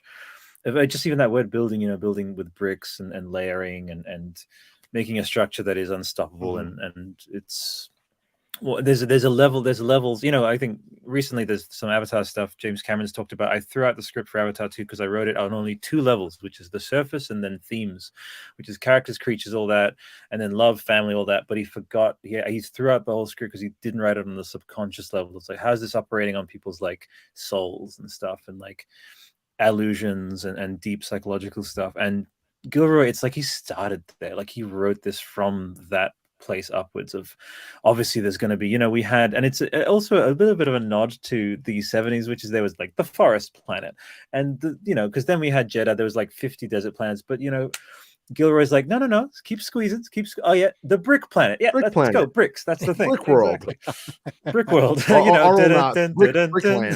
Yeah. And I'm Mario in the background. I think it's encouraging because it's that whole sequence of him building that bomb at the beginning. There's obviously could be a lot of very negative connotations with building bombs and throwing them into crowds. And the fact that Disney allowed him to go there, because that's one of those things that I could easily see someone being like, hold up, you can't do that. You can't show a kid building a bomb. And that's it's how one of those things that because that's how it goes, right? I mean, that's what we saw in the Middle East, and with what we did in reaction to what one group did, right? Like, we ended up with a lot of that, and that's how it happens. That's really what happens. Yeah, I mean, there's just no denying it. It's unfortunate. I don't like it, but it's the way it is. And I mean, obviously, you have that kid that bombed the Boston Marathon. That Oh, right. Yeah. So you start putting those things together, and it's like, so the fact that Disney wasn't skittish, and it's one of those things that obviously, because, we can sit here and talk about gun control, but then we watch a show with blasters in it. It's more how things are portrayed as opposed to what is portrayed. But I think Disney usually errs on the side of caution and says, we don't want to show that because, it could be something bad. And so let's just try to ignore it. They're trying to silence us tonight, Max, but we won't let them. No, we'll not let it's them. Because I was talking shit earlier today, huh? I Can think maybe we we didn't have a pay our little- internet bills. Oh, here we go. Maybe. All right, more super chats, people. Come on, let's help him out. And then Jason, you figured it out with Max. Come on, and then more guests as well. So let's drum just that gonna up. buy I'm weed, gonna be bro. that guy. I'll be your hype man, so to speak. Like Yeah. on each show, it's like let's go, let's reach a certain target or whatever the fuck the young kids say Like a nowadays. bantha. I say if we get $50 in super chats, we call up Rob in the middle of the night, wake his ass up. Oh yeah. Yeah. Oh Yeah. We just post There's his gonna be address. some and you just go raunchy look him stuff up. if you do 50. Oh yes. I Yeah. want to just sorry, I was gonna say moment of silence for the chef who worked on dinner, and Deidre was too fucking busy to have dinner, which is also really like endearing. And out of nowhere, it's like, I'll eat later, and the chef's like, wah, wah. Aw. So let's have some fan art of that, like a sad chef, or Did- Okay, okay. This might be going too far, but Deidre, no dinner, any- no dinner, Deidre. no. Did you guys think that like like the guy what's his name? I can't remember his name. The guy who died, the guy who we get like the death shot on. Yeah. The one who he calls. Mhm. He looks like he's dressed like a little bit like Marty McFly in Back to the Future Part 2, but he kind of has a Super Mario Brothers movie look to him. Oh, he does. There you go. And I'm thinking told you, bricks. Brick I'm World. thinking bricks. Yep. And Well, Mario. yeah. I'm like, is that there? I Is told that John there, or is Leguizamo it- was not available. So I mean, it had some John Leguizamo. Listen, vibes. John. It did. Listen, John, we got to stop this rebellion, okay? We got to fight. Got to put on our boots. We got to fight, all right? You hear me? Mario, Luigi, Mario. That's the worst Australian accent I've ever heard. It's terrible. Max, But I do love John Max- Leguizamo. I'm gonna text Max and tell her. I'm very Tell Max James, we've been I'm sleeping very- long enough. That's right. I'm very disappointed at the casting of Chris Pratt. Okay.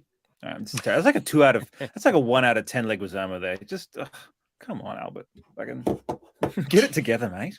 Fucking yeah. No, that's Rob's domain. Okay, I have little tiny things here. We're getting to the bottom of the sifting stuff. So Okay. one thing we have here is this thing of like fight the Empire, right? That Marva.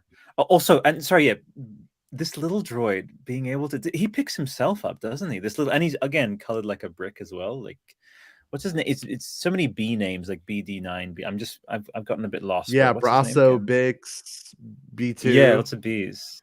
Mhm. Yeah. Yeah. B going back. Illusions. So yeah, I just found that whole scene to be BBY as well. Do you know how like their events are referred to like BBY, that kind of thing? It felt like dumbest thing. many Andors were created that day in response. Like, what a fucking way to go out is to turn your death, your event of a funeral, into this gigantic signal boost, this amplification of fighting. And if Gary Whitta or whoever, how they do those beautiful stories that take place within the span of one of the movies, I can't remember what the title of these great books are called, but yeah, they kind of chronicle everything and these little mini characters along the way. Names escaping me, but if we did look at how many paths were begun, like how many Phyrexians like heard that and then they themselves decided to join the rebellion, like it's such a powerful thing, and I just really struck me. Yeah, it was it was interesting that because what they set up, it was that you don't really notice at first when you first start the series. Yeah. But Cassian's mom is sort of, I wouldn't call her like a public intellectual, but she's like a pillar of the community at the very least. And then when you get down there and you kind of get into like the newer people in the community, I mean, you have Bix, who everybody does business with. You have Brasso, who everybody seems to love and respect. Like they're just working class people that are part of the community. And when they fucked with that, they kind of like they fucked up. They fucked with the wrong people in this instance, and it just that up brings up everybody. Everybody gets pulled out from that core part of the community just being altered by the Empire, and she makes and she even says in her like little speech, that we were asleep because we'd take their money and forget them when they left and that kind of thing.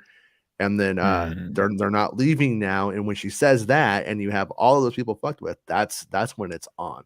And shout out to the bell ringer who amidst a mass melee was still like, gotta do my job. The stormtrooper comes in, fuck out. He 300 his ass off the side, you know.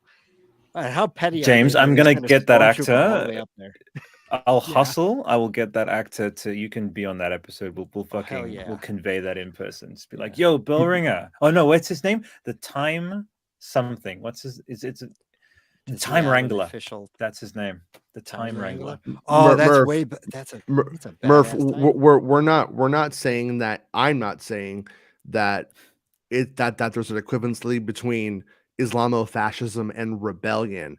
I'm talking about occupation of a foreign force in a place where they fundamentally don't belong, and then deaths occur. The children tend to harbor animosity that maybe was not legitimate and then becomes legitimized during the occupation. That's what I'm saying. Very eloquently put. We could take it like down all these different roads about what's right. I'm not. It's too messy to like unpack. No, but that's what I'm saying, and that's how the kid. You know, what was the kid's experience? So that's the way I'm looking at it. Max quit. I mean, Max she quit. No, the whole show is a paean to. We love you, Max. To upholding one's history, and there's even a bit of this on Aldhani, where there's that righteous anger as well that they have for being occupied, and then again in the torture scenes talking about they had a particular resistance to being, you know, tortured and having the installation of an imperial, you know, whatever building there, and once again that beautiful paean to like no like. A pressure, it takes too much effort. Like the natural state of things, like is that freedom, and it is get the fuck out of my town. Like that's like it is the absurdity of tyranny, the absurdity of enforcing yourself on something that is just peaceful and acting of its own. That's beautiful, and that's when I say about Ferrex, like it's right up there with. It has skyrocketed to like one of my favorite things in Star Wars, like, you know, and it absolutely defines itself from Tatooine, from, you know, Galaxy's Edge, you know, Batuu. What an accomplishment like this, and no wonder they felt so comfortable, you know, returning there and keeping the story there, and just loving Ferrex so much. And we asked lots of Ferrex. Yeah, there's lots of Ferrex. I mean, I want the we'll get the shit happening. Marva prequel when she was, you know, out just doing her thing. Oh my god, like, this goes back to episode 1 at the brothel. Okay, so, where do you think she started? No, man? It's okay. Well, and that was Marva's old. Okay, all right. This is she was like, hey, we're lots of Ferrex. It's free, bud. It's free. Marva, Star Wars story. Marva, me wanna. Okay, please stop. Oh god. No. Also, not to make light. This is an important caveat. This is a real issue. Gun control is huge, but gun control. Gun control. George Lucas. I'm sorry. Did not have any. He didn't. George Lucas did not have any. He did not. No gun control. Yeah. Misa need a boomba. Oh, please. Boomba. Misa need license. Okay, please stop. Oh god. All right. Yeah, awesome brings up our grim reality. It's not Islamofascism. It's not fascism. It's that Andor is like 2 years away. It's around there. Absolutely. They won't do this, but I wish they would just do the arcs and put the arcs out since they're like years apart. I would be okay with that. Just like here's your 3-parter, and in 4 months we'll be back with another 3-parter. I'd be happy with that. You cannot move the Gilroy. You can't take the Tony or the Gilroy out of the Tony Gilroy. Nope. A little sadness for Sar, whatever his name is, aka Smelter Delter, aka like he just what a poor sad little ending. Yes, him just drinking in the street. He lost his boyfriend. You know, Cyril got the girl. Cyril, because he was the fanboy of the fanboy. You know. Yeah. So sad. No, I think he's just gonna like show up there and be like, "You got us, sir. You did it." I'm proud of you, best man. Can I be a best man, sir? Big babe best man energy.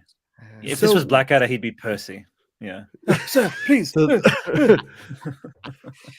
with the Yeah. hat switching, was that like we're going undercover? Like, was there an what was that? It was. Was I just that think it Blood was a cool Brothers? shot. It was. Yeah, it's just like they like switch hats, and that's kind of like match better. They like spit into the hat, and then I don't know. Maybe they've got a rub it on their heads. yeah. Could be. Yeah, but Yeah. Maybe it was like because they're planning an attack. It's like attack, or it's like their sign or something. And asked this podcast guy about his neglected childhood. Did his dad own a water store? So all of us in Australia have neglected childhoods. We're very, very parched here. So please send water. Next, please send water. But have you boxed a kangaroo? I have a kangaroo in a box right now. We let them out at night, and it's a whole thing. I'll tell you more about it later. So our other resident Australian, Chris Springsy, he has sent me Vegemite, and I have to tell you, it is awful. Okay, big hugs to your poor underdeveloped taste buds. I'm kidding. No, honestly, it's basically it's indoctrination. Do you remember Bix? She's broken. Like we are broken as children by the tyranny of Vegemite to the point where we've become espousers and we are Vegemite evangelists. There's a portmanteau there. Vegemite, but we are Vegemitists, and we believe in the Vegemite fate of Australia. Thor, Vegemite god, yeah. Vegemite-based Australian exceptionalism. Okay, we can go. I have a Vegemite fantasy though, where I go to Australia, and then they're like, "No, this is how you have it," and then like I have it, and I'm like, "Oh, this is good." It just I thought you were going somewhere completely different with that. So. Oh yeah, no. I'm glad you did. But Jason, I will to apologize. I will send you Tim Tams because that's our apology export. I've never told Chris this, but he was sending me Tim Tams, and I'm like, dude, these are fucking good, right? They're fucking good, right? We have him here now. We have him here. Oh, all right. Well then. But I was still letting him send them to me. I was still letting him send them. Please. That's like Pop-Tarts. But like Pop-Tarts for us. Yeah. Oh, you guys don't have too much sugar. Oh, for a while it was like too much sugar. They're not going to let us have them. Bloody America. But now we have them Pop-Tarts, mate. Fucking eating them Pop-Tarts every day, mate. Let freedom ring. I'd much rather eat a Pop-Tart than talk to my parents. Okay, we'll dive into that. Would you ever Vegemite a Pop-Tart? Would I ever put Vegemite on a Pop-Tart? Yeah. Sadly, I think so. Yes, I would. Like I said, that's called the Hot Pocket, right? that is a Hot Pocket. Dude. Okay, do you think the Clone Wars seasons could be released in the same style as Disney Plus shows today? I feel like waiting 4 weeks or a month for a full arc would upset some people. Take it away, Jason. No, I mean, it would be for some of the shows. It wouldn't be enough. The shows would never feel like enough. Some of the narrative styles that they use, it wouldn't be enough, and it would be ultimately like not satisfying. But if you had if it was a continual sampler of like, here's 4 parts of Mandalorian, and they were designed to work that way in sort of micro doses, if you will, but continually have things coming, I don't think that would be bad for a subscription model. But I don't think they're ever going to want to do that either. So, question: that's just yeah. Sorry to interrupt. Does Disney Plus, and they should if they don't, have the different viewing orders for the Clone Wars? You can watch it obviously in order of release, but they did it's a 2012 article. It's still up, I think, on StarWars.com. The chronological viewing order of the original series. It would be so good if we could just be like, click that and just be able to watch them all in that like chronology. I mean, they're already doing their due diligence with like all these, Ewok, Caravan of Cards and stuff. Like they clearly are committed to being the be all end all kind of thing with Star Wars. So if that could be cool. I'd love to dive into that. Yeah. But I will say, I appreciate the Clone Wars in order, but it's I don't recommend it to people who haven't seen the show before. Like I've seen people recommend it, like people who are starting, like watch it in order. Yeah, just do it right.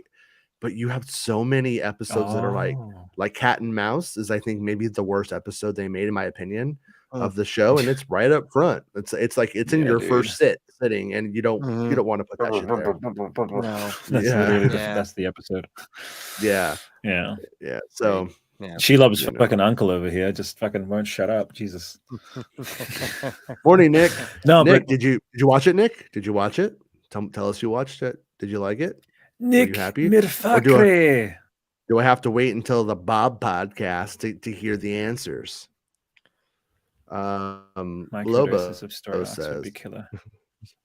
Right, that's what I think too. Yeah. I mean, that's where it's we got it. We can't. I know Lucasfilm has never been in the business of doing stuff like that outside the box. So if something like that happens, somebody else would have to do it first, and they would ride the coattails.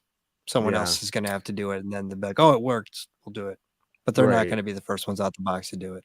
There's not really many other franchises out there of this with this like caliber breadth to be able to do it. You know what I mean? Like where it could happen. I mean, like DC, and then Marvel is the same thing almost. It's the same people, so it'd be the same risk. So if Marvel does it, then they would do it. But that's it probably will never go that way. But I do think that if you had like a 3 or 4 part Andor event kind of thing where it hit and it was like this thing, I think that would be bigger. They would get more coverage, and it would be more anticipation, and more people like, oh, I'm sitting down to watch the quarter season of Andor tonight. Would be way bigger for them. They would. Well, I wonder if like in the industry, if the industry looks at week to week ratings, or if they look at month to, I mean, it might be the thing like, we won the week. We had the #1 show of the week, or we had 3 shows in the top 10 this week. Yeah.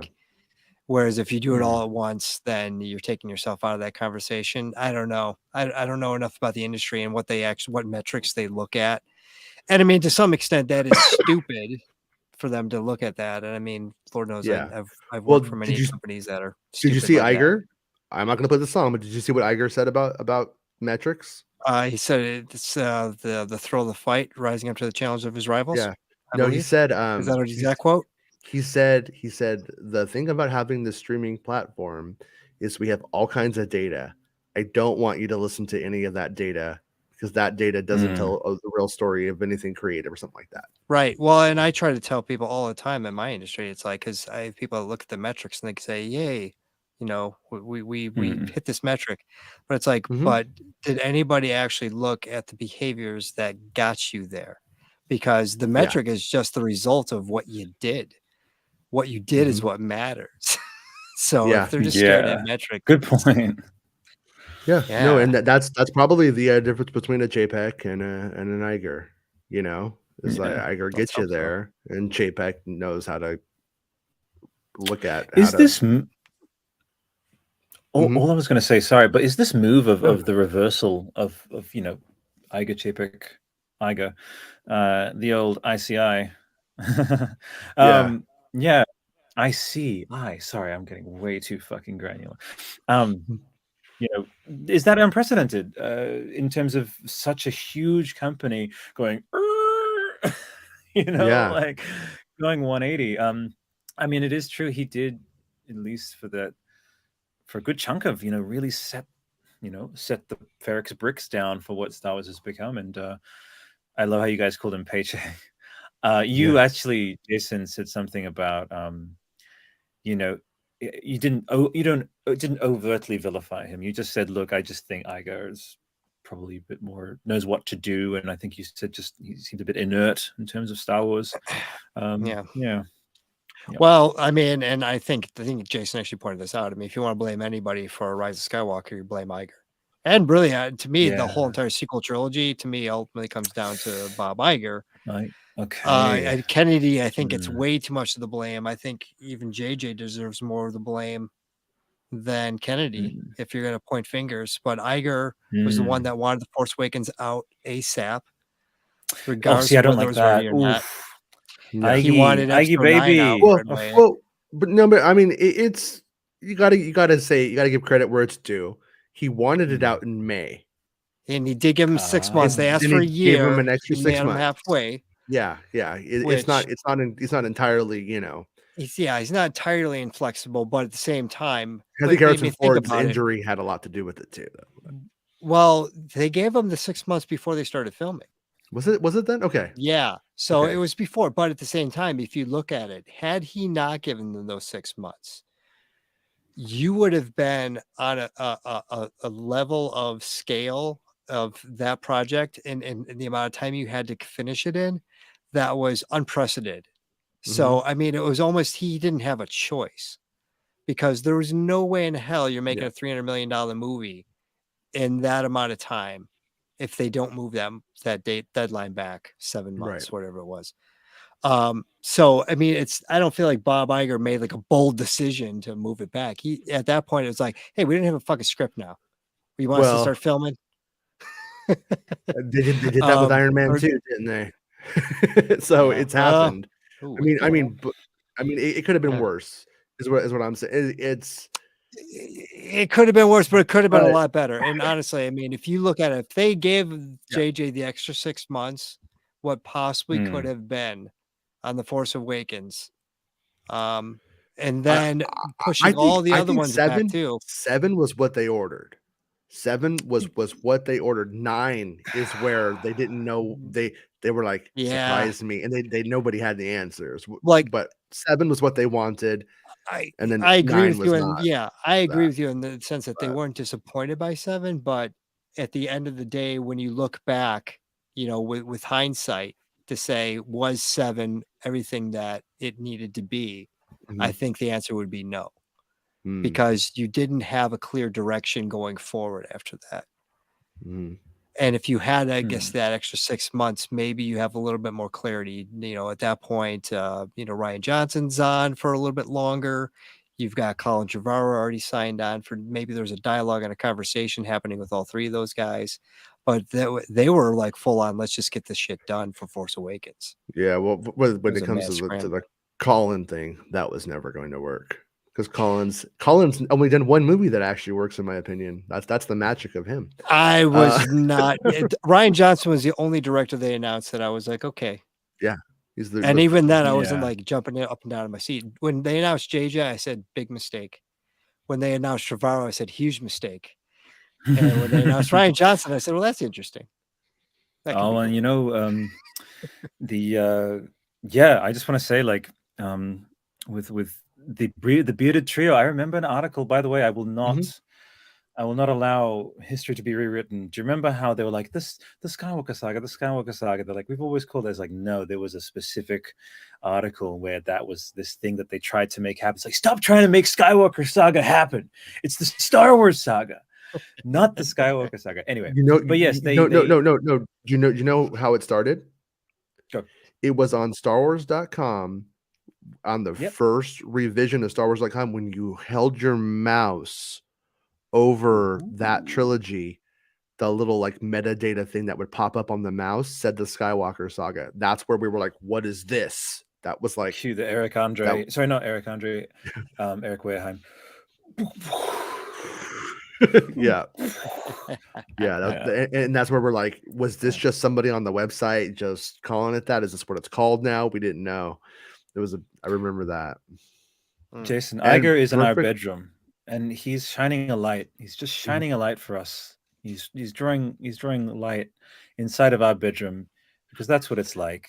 I'm just trying to make a Eric reference. I've been laughing at them going like, he's just gonna come on for 2 years and he just wants to like get a successor going and like, you know, course correct and all this stuff like that.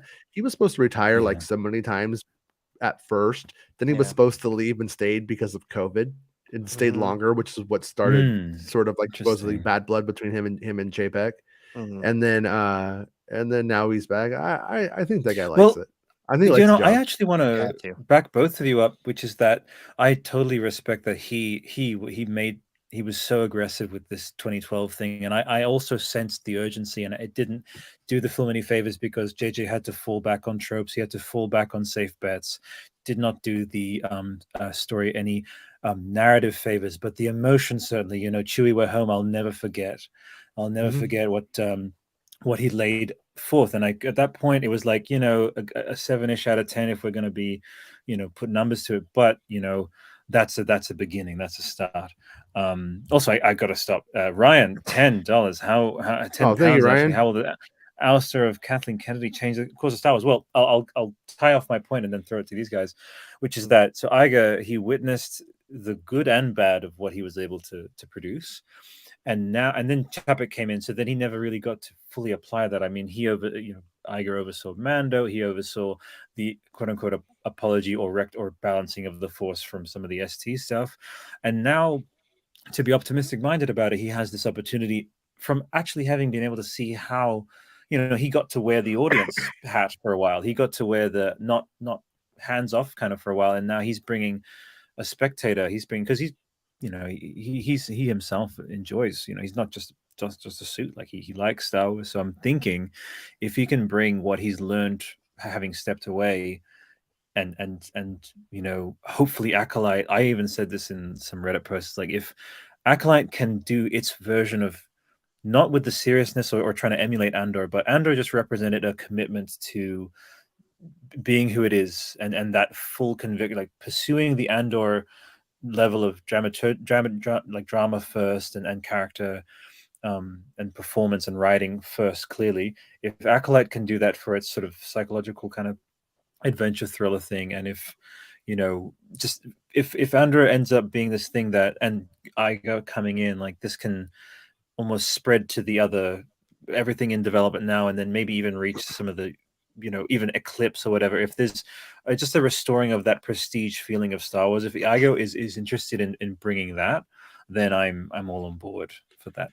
The rumor or the Iger soundbite of the day earlier in the morning, yesterday now, was they were going to move back towards a more family-friendly direction overall, is what they were saying. And a lot of people are going, oh, that means the end of Andor.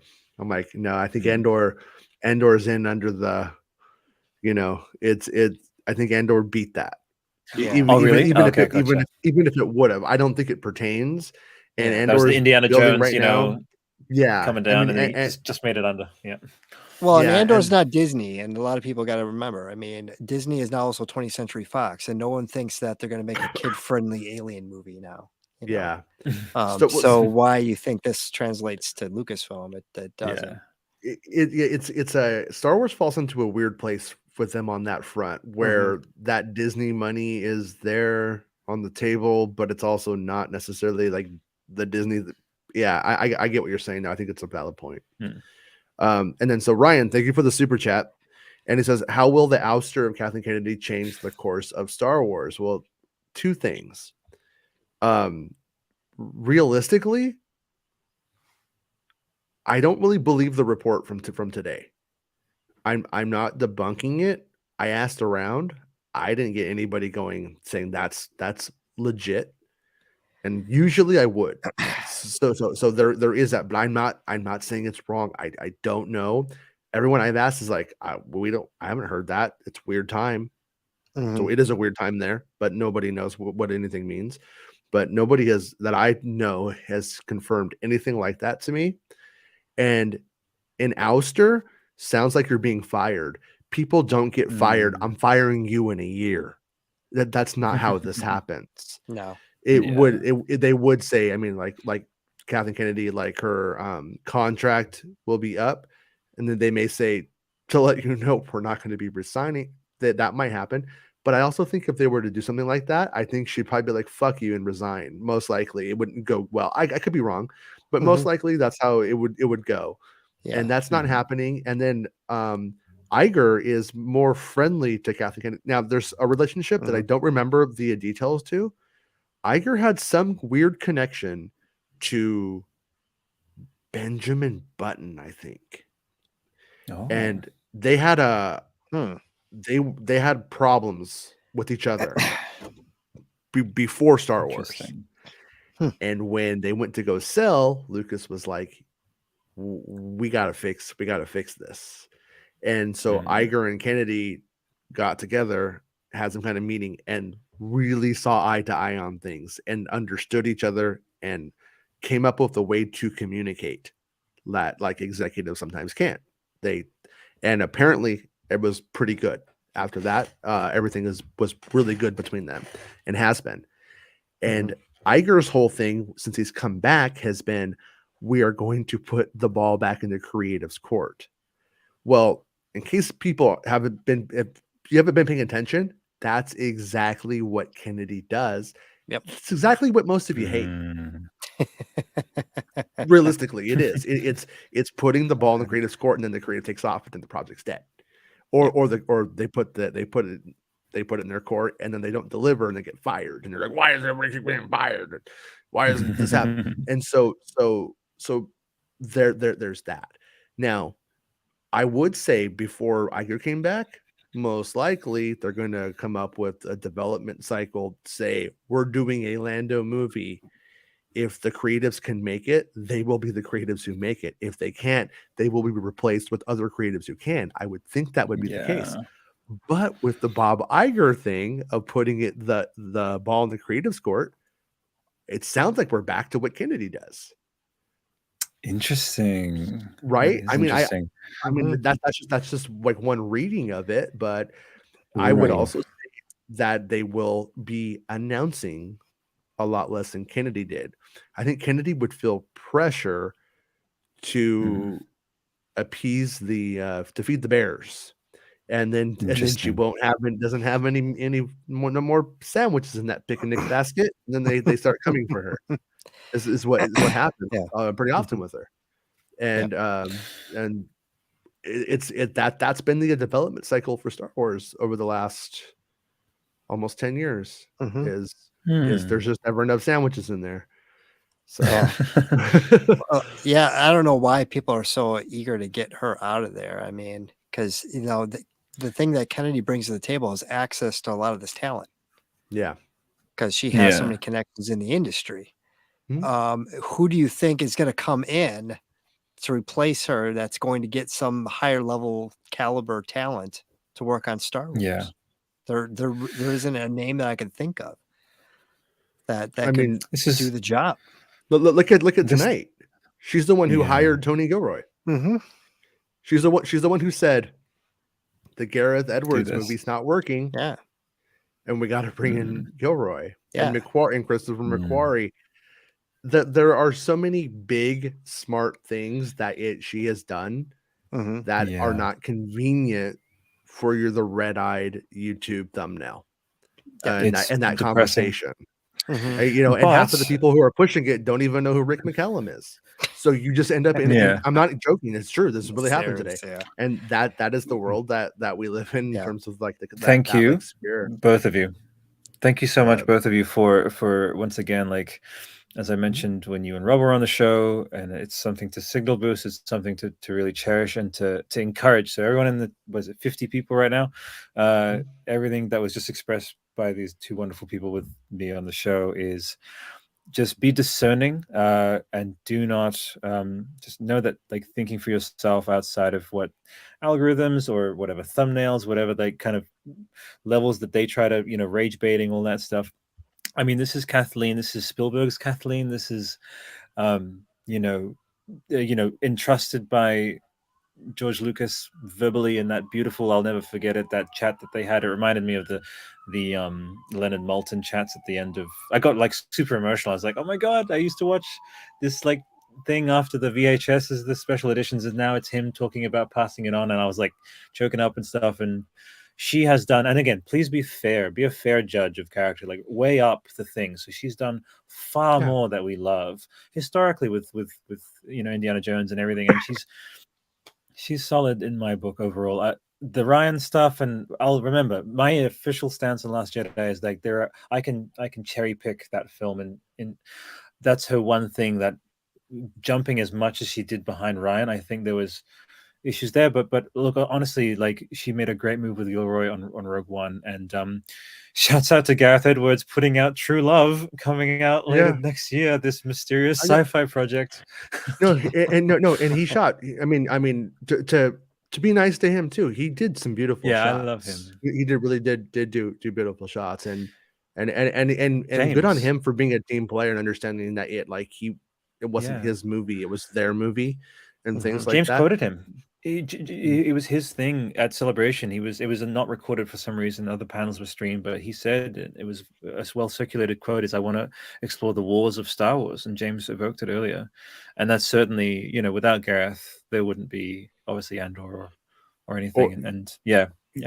Like if we're going to go and say like, oh, they had to fire the Lego guys. If she is Kathleen Kennedy who fired the Lego guys, she's also Kathleen Kennedy who got Andor the series made and Rogue One the series made, and she's also Kathleen Kennedy who got us the Mandalorian season 1 and 2, and it's Clone almost Wars like people can be season 7. multifaceted.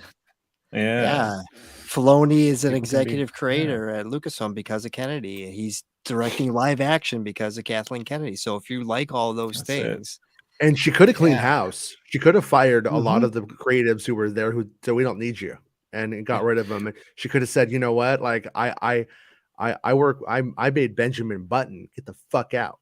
And she didn't Get say the that. fuck out. Yeah. Also, Benjamin Ryan, Button. you are now officially jumping on. Like you're doing good. You're jumping on at some point. You've by far like With James. Thank you, mate. So, Thank yeah, you, well, you Ryan, can for jump the on with super chat. James, or we'll exactly. You're a legend. So I'll let Jason read out your amazing chat. Yeah. Ryan says, follow up. One cannot absolve Kathleen Kennedy for the last Star Wars trilogy. It wasn't good and poorly executed. Who's to blame if not her? Honestly, if it Bob made Iger you and happy, no, if it made you happy, they all did it. And if it made you upset, they all did it. Yeah. She's not the only one. She's the one who hired the people and she produced it, but she wasn't a creative producer in the sense that she was like, here's my idea. It's called Ray Palpatine. You're gonna fucking make it, Abrams. And like it didn't go that way. Yeah. That's not what it was. Don't She say Ray hired- Palpatine. Don't say that Yeah. word. Those two words Right? together. Ray Palpatine.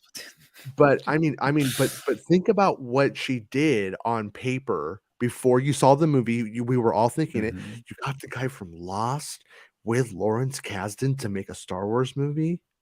He's Michael an Art. Irishman. Leave him alone. Yeah. And Don't I like forget Michael Leftovers. Art, who's Back off. great. No. Oh yeah. No. What I'm saying though is she went and she put like fucking. She was like, oh Dream yeah. Team. Yeah, she's like she did exactly what she should have done.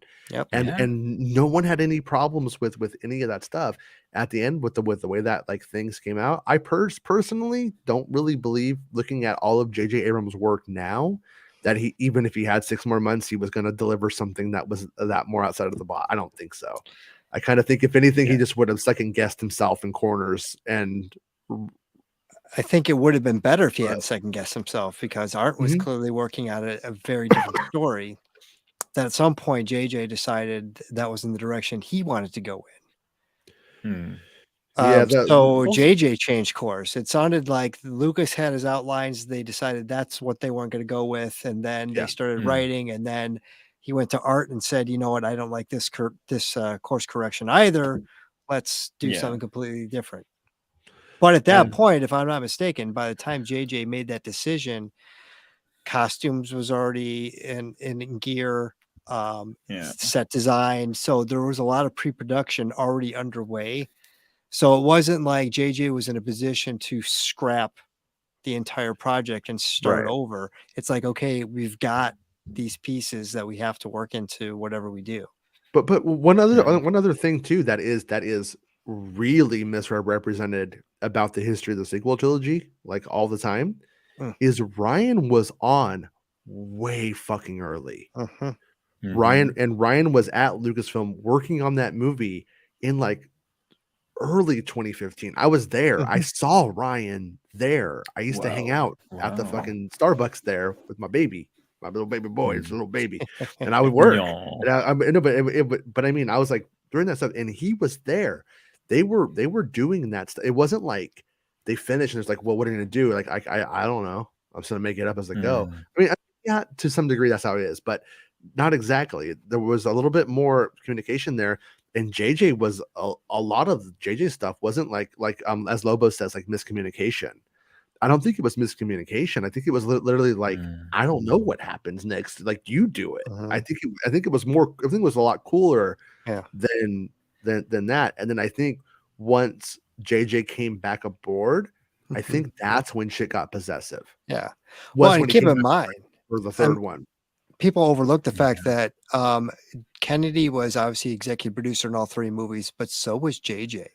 And I don't think necessarily JJ was involved with The Last Jedi, but he got executive producer credit. And so if he really had an issue or problem with Ryan's script for 8, he could have easily have stepped in and said, you know, hey, I'm executive producer on this. We need to change X, Y, and Z. Yeah. He did have that Look, power. this is, yeah, I mean, this has already obviously been said, I'm sure, in various different forums, videos, countlessly, but it bears repeating that. So the reason why I think that they decided to quote unquote wing it is because in some ways there was a perception, at least, that Lucas also wung it or winged it between, A&H and NESB.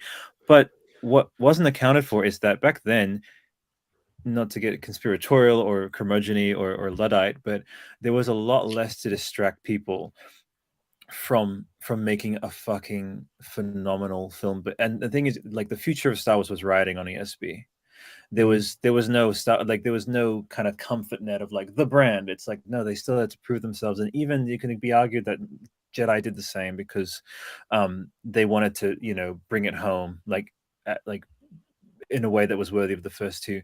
But what happened with the sequels is they tried to falsely adopt that ethos of like winging it, and like they did it in 77 and in the early 80s. We can do it too. We can just throw it together and we'll just trust to the Force. Also, the idea of hiring young directors on things, they were trying to figure out what was the difference between the prequels and the original trilogy. That's what they were trying to crack, and it was a lot of missteps in that.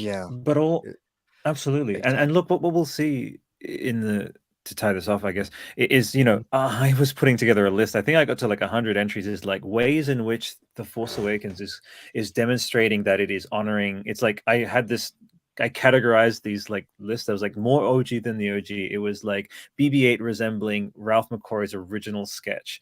Like it was impractical to do this sort of orb robot because of the restrictions, but that was following the pre-R2D2 design. And then looking at the X-Wings, we're also following like so there was a true, the Scanlons and the Doug Changs, there was a true honoring of that lineage. But the script on the narrative side, that was just absent. And then just because they got the shakes, they got insecure a little bit. But there is so much goodwill. And like when I hear about the Eye of Webbish Bog, I'm like, Henson, oh my god, that's phenomenal. This fucking weird spider thing and the deleted scenes of Rise. So again, I can cherry pick and love on these things. Or Jason and I were talking about Never Ending Story. There's some weirdly Never Ending Story-ish components to what ended up coming of it, and look, it's going to have in 10 years time the prequel effect, which is 40-year-old Daisy Ridley is going to be like, oh, there's going to be that goodwill in that shift that happened with the PT, and it'll get folded in the way that, how you're making a dough. It's like it gets folded into the dough even if it's expired dough of this big pizza that is Star Wars. Pizza the Hut, shout out. I 100% agree with you there. It will become another generation's nostalgia, but on top of that, like we feel like it was over, so it was one and done, or lost and done, however you want to look at it. One and done, one with the W, however you want to look at it. But they're gonna make more. They're gonna bring those characters into new stories. It's not done, and when it does, I want Boyega. It could crash it. It could make it worse. That's true. But they could also elevate it. You guys all know that StarWars.com article with the yellow pieces of paper. I've got a bookmark. I printed it. I think it's the 10, 11, 12. It's there. If they ever wanted to canonically say, look, Lucas intended for this, they have his little on his yellow pad of paper, and that's the Boyega story. Yeah. To be fair, is that 10, 11, 12, because he has a like epilogue in there. Or like epilogue, a prologue was the first movie. Then episode 1 was technically the second movie, and then there's like a Ewok movie or Wookiee movie in there. So the 12 movies weren't all like the story of Darth Vader. But they can point to it if they felt well, I mean, if they want to be disingenuous. Honestly, I wonder how much. That's true. Watson wouldn't be the first time, certainly. There's a Kenner investor video called "Star Wars is Forever." And that's where they first pushed that. And I think it was purely an economic agenda. Yep. With promising 12 films. I mean, originally. But I mean, gotcha, but realistically, I mean, they will do that. They will say, well, it was always saying it was 12. They'll probably say it a little with a little wink, but at the same time, everybody's going to want that. They will do another series, and then people will start going, well, when do we get 10, 11, 12? I don't want that at all. They will. James, no, I'm sorry. You have to accept it. Stop. You have to accept it. Do you remember the 2011 box set? We had to throw out our 2011 box sets. Remember that? Man? Yeah, box set done. James, you're going to see episode 20 before you die. Yes, you will. You Kill will. me now, then. Hey, we're up to Final Fantasy 16. We're up to Final Fantasy 16, guys. What was it, Airplane 2, where they go into the shop and it's like Rocky, like 500. It's like some old guy with saggy boobs. Yeah, the Weird Al's Yoda song, Weird Al's Yoda parody is strangely true. No, a little bit. But you said saggy something, but I could have, my mind tricked me. I thought you said Sebulba, and now I just want, Ron Howard's Rush, but Sebulba and like a fucking full-blown pod racing film. We have Neil Blomkamp's Gran Turismo. We live in that timeline, so I would love a fucking pod racer movie. I mean, that's a beautiful standalone right there. Yeah, that would give be an excuse to put a beautiful remaster of that fucking Star Wars racer, man. Speed Racer meets Star Wars. Yeah, that would I've heard from people at Lucasfilm stuff about Han dying in Episode 6, Return of the Jedi, and stuff about that. There's a lot in the Rinsler book that I think probably is truly the final word on it. But I've also heard another thing was that Ford and his agent at the time, I don't know how long he had that agent for, but they were like they didn't want Ford to die. They ended up coming up to the conclusion that Ford's either in it and lives, or he's not in it at all. So like the whole story, it's whatever they need it to be. It's whatever the Harrison Ford, because Harrison Ford, it's like the John Wayne thing. John Wayne wouldn't be in a movie where he died until like he eventually did it. It's like a big deal when he did it. But you don't do that when you don't as a hero. You don't go on. You also all these stupid Hollywood management tropes. But Ford went along with it, and Ford had a really good career based off of that very model. So there was, but you could read George Lucas's first draft of Return of the Jedi, and Han Solo's not even in it. Wedge is in it instead, because they didn't know if they had Harrison Ford and stuff. So it's like when you get down to it, I don't really think he was truly. I don't think they ever had their heart on him dying in any way at all. And then I think that Ford's cynicism made him want to die in 7, and they were really leaning into it and going with it. And then they didn't even fucking kill him, because they brought him back in Episode 9. He's just, I don't know what he is. Is he a ghost? Is he a figment of Kylo's imagination? Indy 6, 2028, Indiana Jones 6. He's not. And then it gets worse. Then I go to D23, and Harrison Ford, he's fucking. I'm like, hey, it's Harrison Ford. This is probably last day. He's all crying and shit. And then he's acting like that's it. And then he's signing in Marvel. He already signed Marvel. Like what's his name? Already let him out. He already did it. They got our boy. Don't believe anything our boy Ford says about quitting. Ford is fucking in it for the fucking money, for the long haul. He's gonna be playing Han Solo when he's fucking 95. He'll be playing a clone of Han Solo in fucking Depends. And going, I said I wouldn't do it again, but I keep tricking them into paying me more money by acting like I don't want to do it. So instead of protecting his family, he's letting his family look after him. Look after his Depends. That's right. That's all right. 2 out of 10. 2 out of 10 Ford for you. That was a little bit of Ford. I think it was good up there. But all right. Well, we are at the 2-hour mark, and I have to come back in the morning and do another review of this. This was just the impressions episode, but it was really good, you guys. Had a good time. Someone be an Albert right now. We have James, we have Ryan, Max. You know what? I think I might. Max, you don't have to dono everything. You're just coming on the show. There you go, mate. I wanted to pull 3 people, get 3 rounds of Alberts in the chat doing the supporting. That's what I'll always do. So literally, I mean, that's what you get when you bring me on. Is I'm gonna hype out and ask people to just go for it, because it's nothing. I'm a hype man out. Whatever, I'll do that, and I'll be daggy about it. I'll be sappy about it. But it's like signal boost. Vote with your money. Like this is fucking Hey. Jason. Absolutely, let's go. Thanks, All man. right, lots of love, and James, man, signal boosting you. It's gonna be fun. What's up? No, and thank you, Max, for fighting with your internet and hanging out with us, and James and Max and James for making every one of these impression episodes the night of. Yeah. Fucking amazing. You guys are nuts. Yeah. We're not worthy. After doing this for Boba Fett and Kenobi, this was painless. Yeah, no, it was good. Wow. It was good. I on this one I didn't have anybody going, I can't take that James guy. Vote that James guy. And I was like, hey, James shares his opinions. I mean, I should have said this with Max on the show, but James, you have a nice smile, and so does Max. Beautiful smiles. Gotta say it. People don't say it often enough. You have to. This is deep fake. Good vibes. Oh, all right. See, this is the thing. Oh, that's where I saw you on certain sites. Okay, actually, we won't talk about that.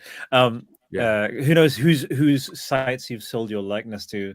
The rabbit hole. Oh no, I just do that. I just put him in movies. You just volunteer his face. Yeah, I like putting James on Katie Holmes' body, and don't have something I do.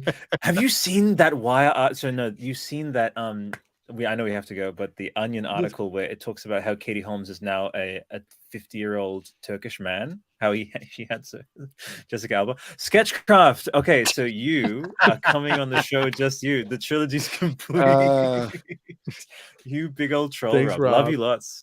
Doing your thumbnail tonight, mate. Oh, big hugs to you. And you have a lovely smile too. All right. Actually, Rob should love me because they probably hated me more than him during those times. So I mean, I probably took some of the heat off of him. So you're welcome, Rob. Rob has a lovely frown. No appreciation. I'll say. Rob does have a lovely frown. Oh man, lovely Rob, furrow. I love those eyebrows on his little avatar there. What's up with that? That's a very poor representation. Call yourself an artist. There you go. You really think he's an Oscar the Grouch with those eyebrows, doesn't he? Right? Yeah, something. But tomorrow we're gonna hear Rob's opinion tomorrow morning of the show, and Rob's wrong. Rob says the show's dumb. Yeah. Something cinematography, something film grain. I mean, I believe Rob's review is, why does Bix still look ugly? Has she tried smiling a little? We'll see. We'll see if that's his review tomorrow. Bro. Don't do that to Bix. Maybe no. Everybody knows I'm kind of into her, a little beaten down. I'm kidding. Max says I might. Max, you're welcome. Oh my god. Yeah, I know. I always go too far. Max, Max, come and join us. Mm-hmm. Please do. I couldn't help myself in replying, because I've been replying to comments, but I figured I had to satisfy that meta of Rob commenting and me thanking Rob and him being on the show, and so I've super chatted again. So you're nuts, man. You are. Thank you. You're a gem. You are a gem among gems. Stoked to have you on the show sometime for the Rob story. A Rob story. I know. Which sounds like a really bad Don Bluth movie. Yeah, I would watch that. You're a really good. By the way, if you haven't watched the Star Wars podcast, he's a really good interviewer. He asks really thoughtful questions, and I'm bad at it because he asked the question. I'm like, wow, man, like that's pretty deep, dude. Like 2 days later, I'm like getting the answers to the questions he was asking in my head. I'm like driving. I'm like, actually, now that I think about it, did you do the Barbara Walters? Did he make you cry?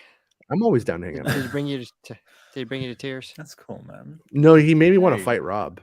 He made me want to. Yeah, it got pretty rough, and Yeah, but again, there's always the next episode, and James, dude, if you can do we'll schedule it, but whatever, like 7 p.m. What are you, PST? I don't know. We'll figure it out. But yeah, you're Eastern, right? Are you Eastern now? I'm Central. Central. You're Central. Max. All right. Yeah. I'll send you a DM. Cool. The love is real. Work.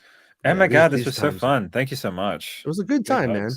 Yeah, I had a great time with you guys. And I hope everybody enjoyed old Andor, but it was nice. It's nice having a big win. I don't care what the ratings are, if they're big or not. I don't think anybody even knows what they are, to be honest with you. I think that's all kind of like an estimation of things. But that show's a win, because I believe I will be watching that show when I'm 60. Unlike some of these, James, I will not remember. On behalf of the audience as well, of which I am a proud member, will you, despite Andor, being in its off season, will you still drop Mon? Yeah, I think we could end it on that this time. I think we did it, but we have to dinner tonight.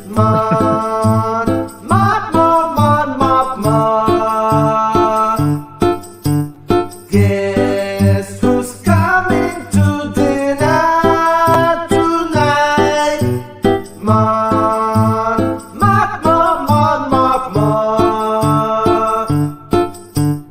Guess who's coming to dinner tonight? All you wanna do is have a good time. All you wanna do is have a good time. Oh, heaven, married to space, heaven. Married to space, heaven. All you wanna do is have a good time. Get some friends over and have a glass of wine. Oh, Thriller night. It's the end of the show. Come on, let's go. Hey! It's the end of the show. Come on, let's go. Hey! It's the end of the show. Come on, let's go. Hey! You know you should go. Come on, let's go. It's not about spaceships.